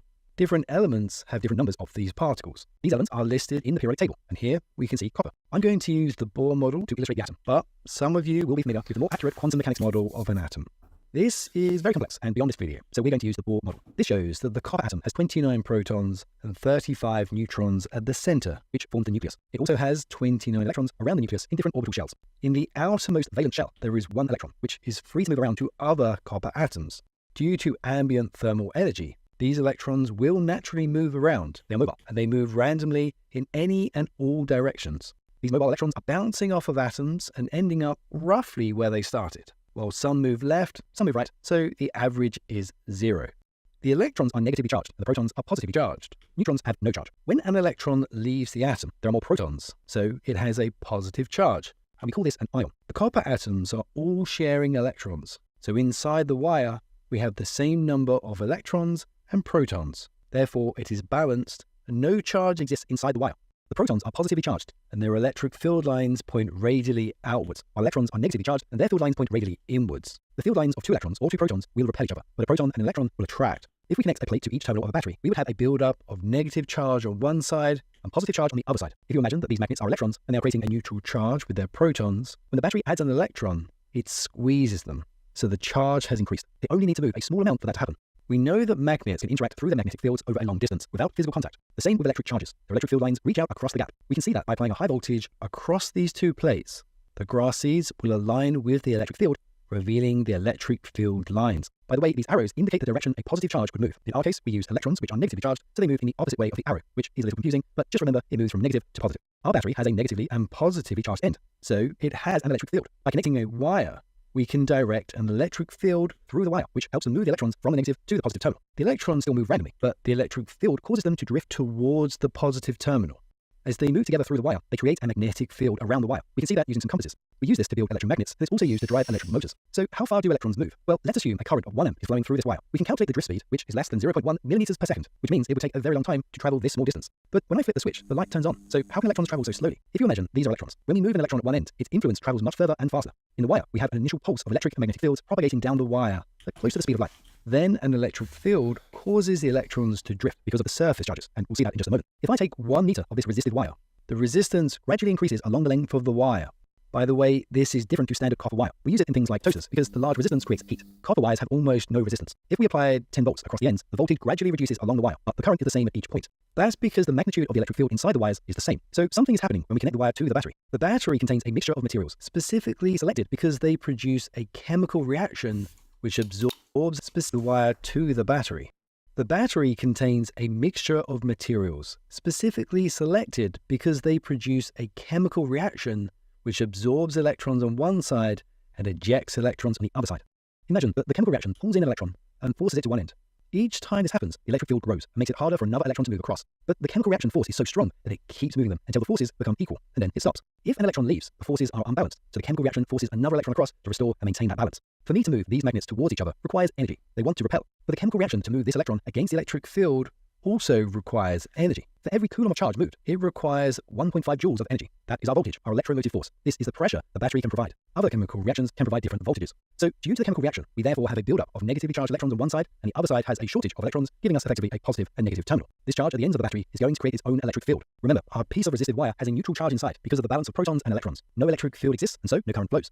But when connected across the battery pushes electrons into one end and pulls them out of the other. So the buildup of charge at these terminals needs to transition from negative to positive along the length of this resistive wire, which forms a gradient of charge. The charge is on the surface of the wire. We can think of it like a ring. There are regions with higher concentrations near the battery, lower regions elsewhere, and a transition point where it flips from negative to positive. Imagine we took a disk of copper. The protons and mobile electrons are balanced. But if we added some electrons to the center, they repel the other electrons away, and they can only go as far as the surface. The charge at the center remains balanced, so the excess charge must accumulate at the surface. If we remove some electrons from the center, the remaining electrons have more space, and they expose some of the positive charge of the protons. This effectively gives us a positively charged ring. So at the transition point, we have a positive and negatively charged ring, and on the sides, we just have two rings which are both negative or both positive, but one is slightly less charged than the other. Whenever we have a difference in charge, we have an electric field which points from the more positive to the negative. So an electron in this field will be forced towards the less negatively charged region. If you imagine, it takes energy to force these repelling charges together. The energy is stored in the field between them. We can use this to move other charges. The gradient of charge creates an electric field around the entire circuit, which forces electrons to move. The energy is stored in the charge around the wires. This resistive wire is the same diameter and the same material, and the current is the same at each point, so the magnitude of the electric field must also be the same, which is caused by the surface charges. In a normal circuit, the wires have almost no resistance, and they are relatively thick compared to the thin wire of the lamp. The electrons are very easy to move through the copper wire, but it's very hard to move them through the thin lamp filament. So the surface charges mostly accumulate at the battery terminals and either side of the lamp filament with very little gradient needed along the copper wire. Using a multimeter, we can see nearly the full battery voltage across the lamp, with only a small voltage drop along the wire. If you think about water passing through a hose, when we place our thumb over the end, we reduce the cross-sectional area, so the water flows faster through this part, even though the same quantity of water flows before and after this point. The same must happen with electrons in the filament of the lamp. The electric field is stronger because of the steeper surface charge gradient, and that causes a higher drift velocity. But the same quantity of electrons move, so we have the same current. We can look at the math behind that in my course where I have more time to explain this. Links down below for that if you're interested. But these electrons are going to collide with atoms in the filament and transfer their kinetic energy into the lattice. It's very difficult for the electrons to flow through, so it keeps happening. The electrons slow down, but the electric field keeps forcing them to move, and they collide again and again. With each collision, the filament becomes hotter and hotter, and eventually it becomes so hot that it emits visible light. Now, the circuit typically has a switch to control when current can flow through the lamp. The battery is usually already inserted, and the switch is on the positive side. That means that this section becomes negatively charged, and this section becomes positively charged. So we have an electric field around the wire, but not in the wire, so no current will flow. When the switch closes, some very complex interactions happen within a fraction of a second before the light fully turns on. I'm going to briefly explain what happens. When the switch closes, the charges along the face of the switch will meet and cancel out, leaving just the surface charge rings with strong opposite charges. This creates an electric field, which moves an electron. As the electron approaches the positive ring, that ring becomes slightly less positive, and the negative ring becomes slightly less negative. Electrons are starting to move, so a magnetic field is developing, and the change in surface charge creates an electric field. The disturbance affects the immediate neighboring sections, so the electric and magnetic fields travel like a wave down the wire in both directions. But other sections of the circuit are unaware of this change at this moment. The electric field reaches out across the gap and influences the surface charges elsewhere in the circuit, creating small disturbance waves and a tiny current here too. As these waves move along the wire, they will hit parts which cause partial reflection waves. These waves interact with other waves, and they help to establish the gradient of surface charges in the electric fields, which stabilizes the circuit, and the light eventually illuminates with a constant current flowing everywhere in the circuit. All of this happens the moment we flip the switch. The electrons move such a small distance that they can't carry the energy from the battery. It's the electric field in the wire that accelerates them to deliver the energy where needed, and this electric field is due to the surface charges along the wire. It can be difficult to understand electrical engineering topics and the math behind them, but our sponsor Brilliant is where you learn by doing. There's so many new courses, but I really enjoyed them.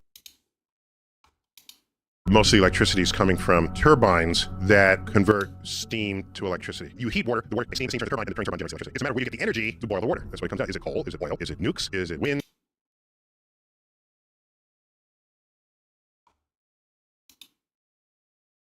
Electricity is vital to our civilization.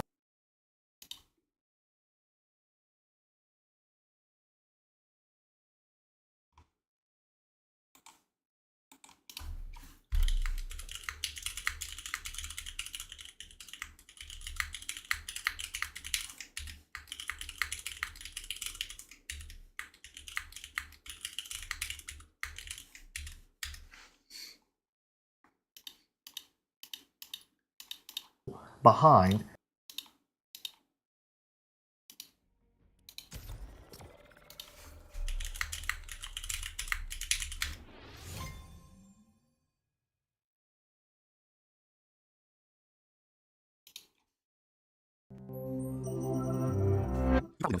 Your phone utters its final plane. You feel more like throwing your battery across the room than singing its praises. But batteries are a triumph of science. They allow smartphones and other technologies to exist without anchoring us to an infernal tangle of power cables. Yet even the best batteries will diminish daily, slowly losing capacity until they finally die.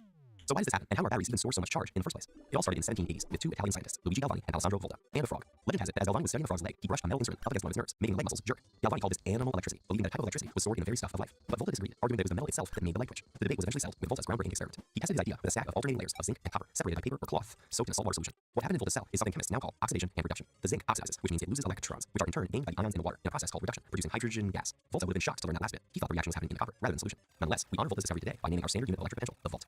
This oxidation reduction cycle creates a flow of electrons between two substances. If you put a light bulb or vacuum cleaner up between the two, you'll give it power. Since the 1700s, scientists have improved on Volta's design. They've replaced the chemical solution with dry cells filled with chemical paste. But the principle is the same. A metal oxidizes, sending electrons to do some work before they are regained by a substance being reduced. It's called reduction, producing hydrogen gas. What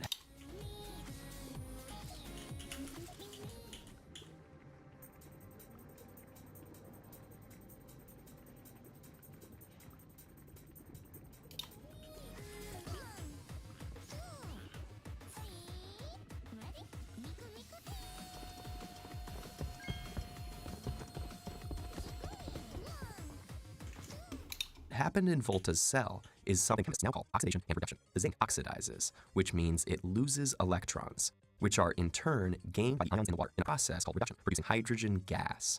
Volta would have been shocked to learn that last bit. He thought the reaction was happening in the copper rather than solution. Nonetheless, we honor Volta's discovery today by naming our standard unit of electric potential the volt. This oxidation reduction cycle creates a flow of electrons between two substances. And if you hook a light bulb or vacuum cleaner up between the two, you'll give it power. Since the 1700s, scientists have improved on Volta's design. They've replaced the chemical solution with dry cells filled with chemical paste. But the principle is the same. A metal dry cells filled with chemical paste, but the principle is the same. A metal oxidizes, sending electrons to do some work before they are regained by a substance being reduced. But any battery has a finite supply of metal, and once most of it has oxidized, the battery dies. So rechargeable batteries give us a temporary solution to this problem.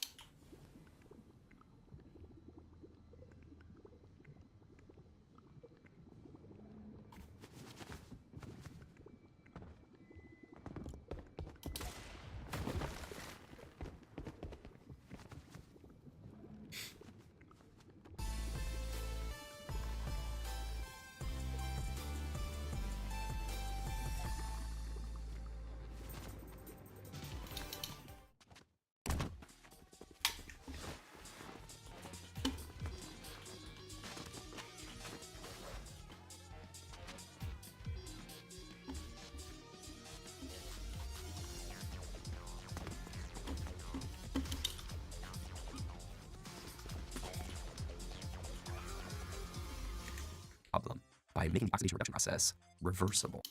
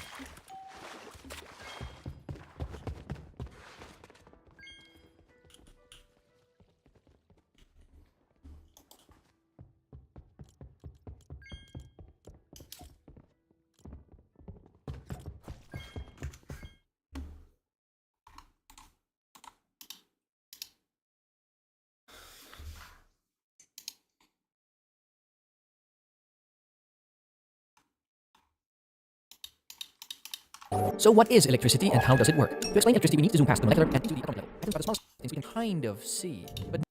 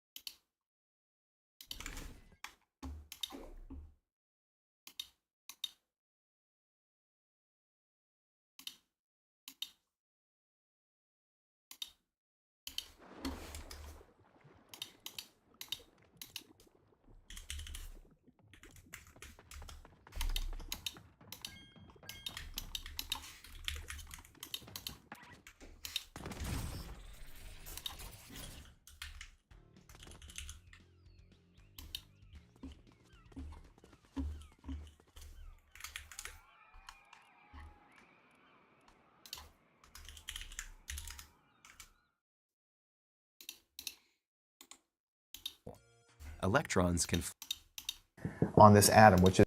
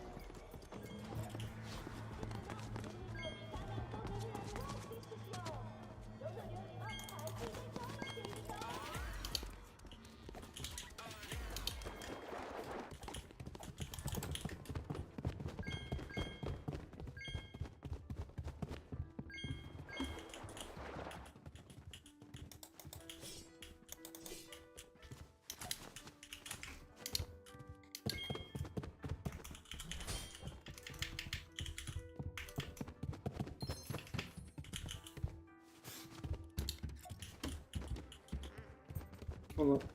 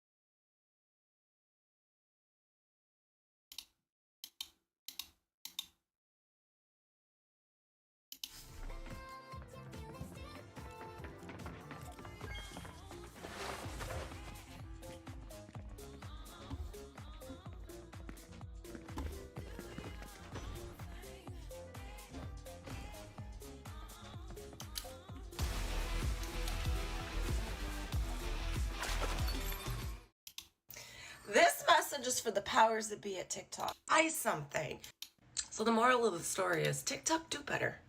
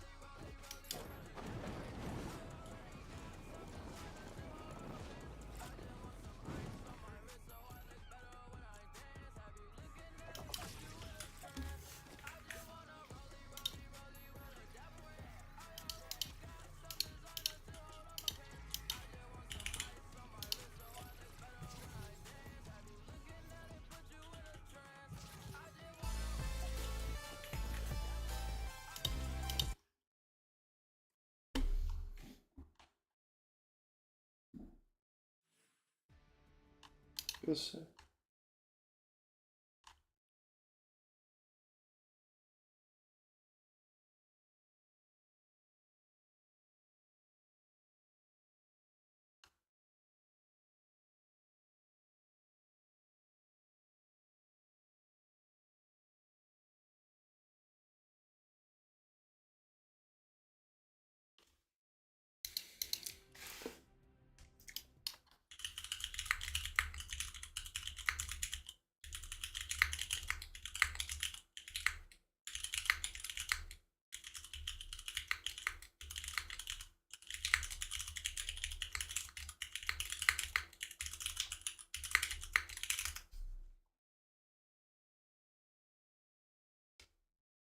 Man.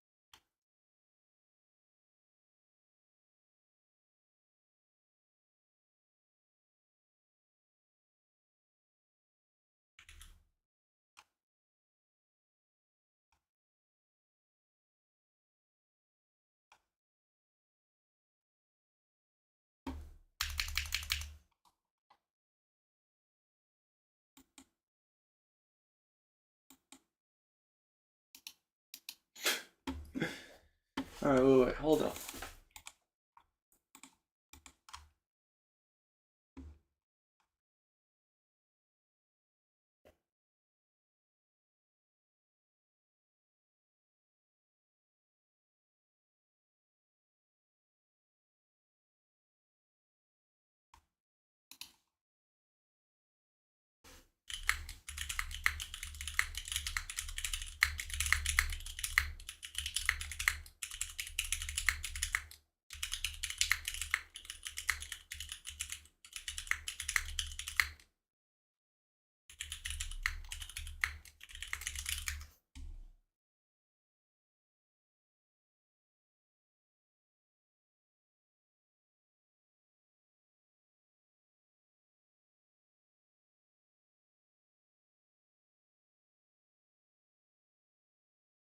Jesus Christ.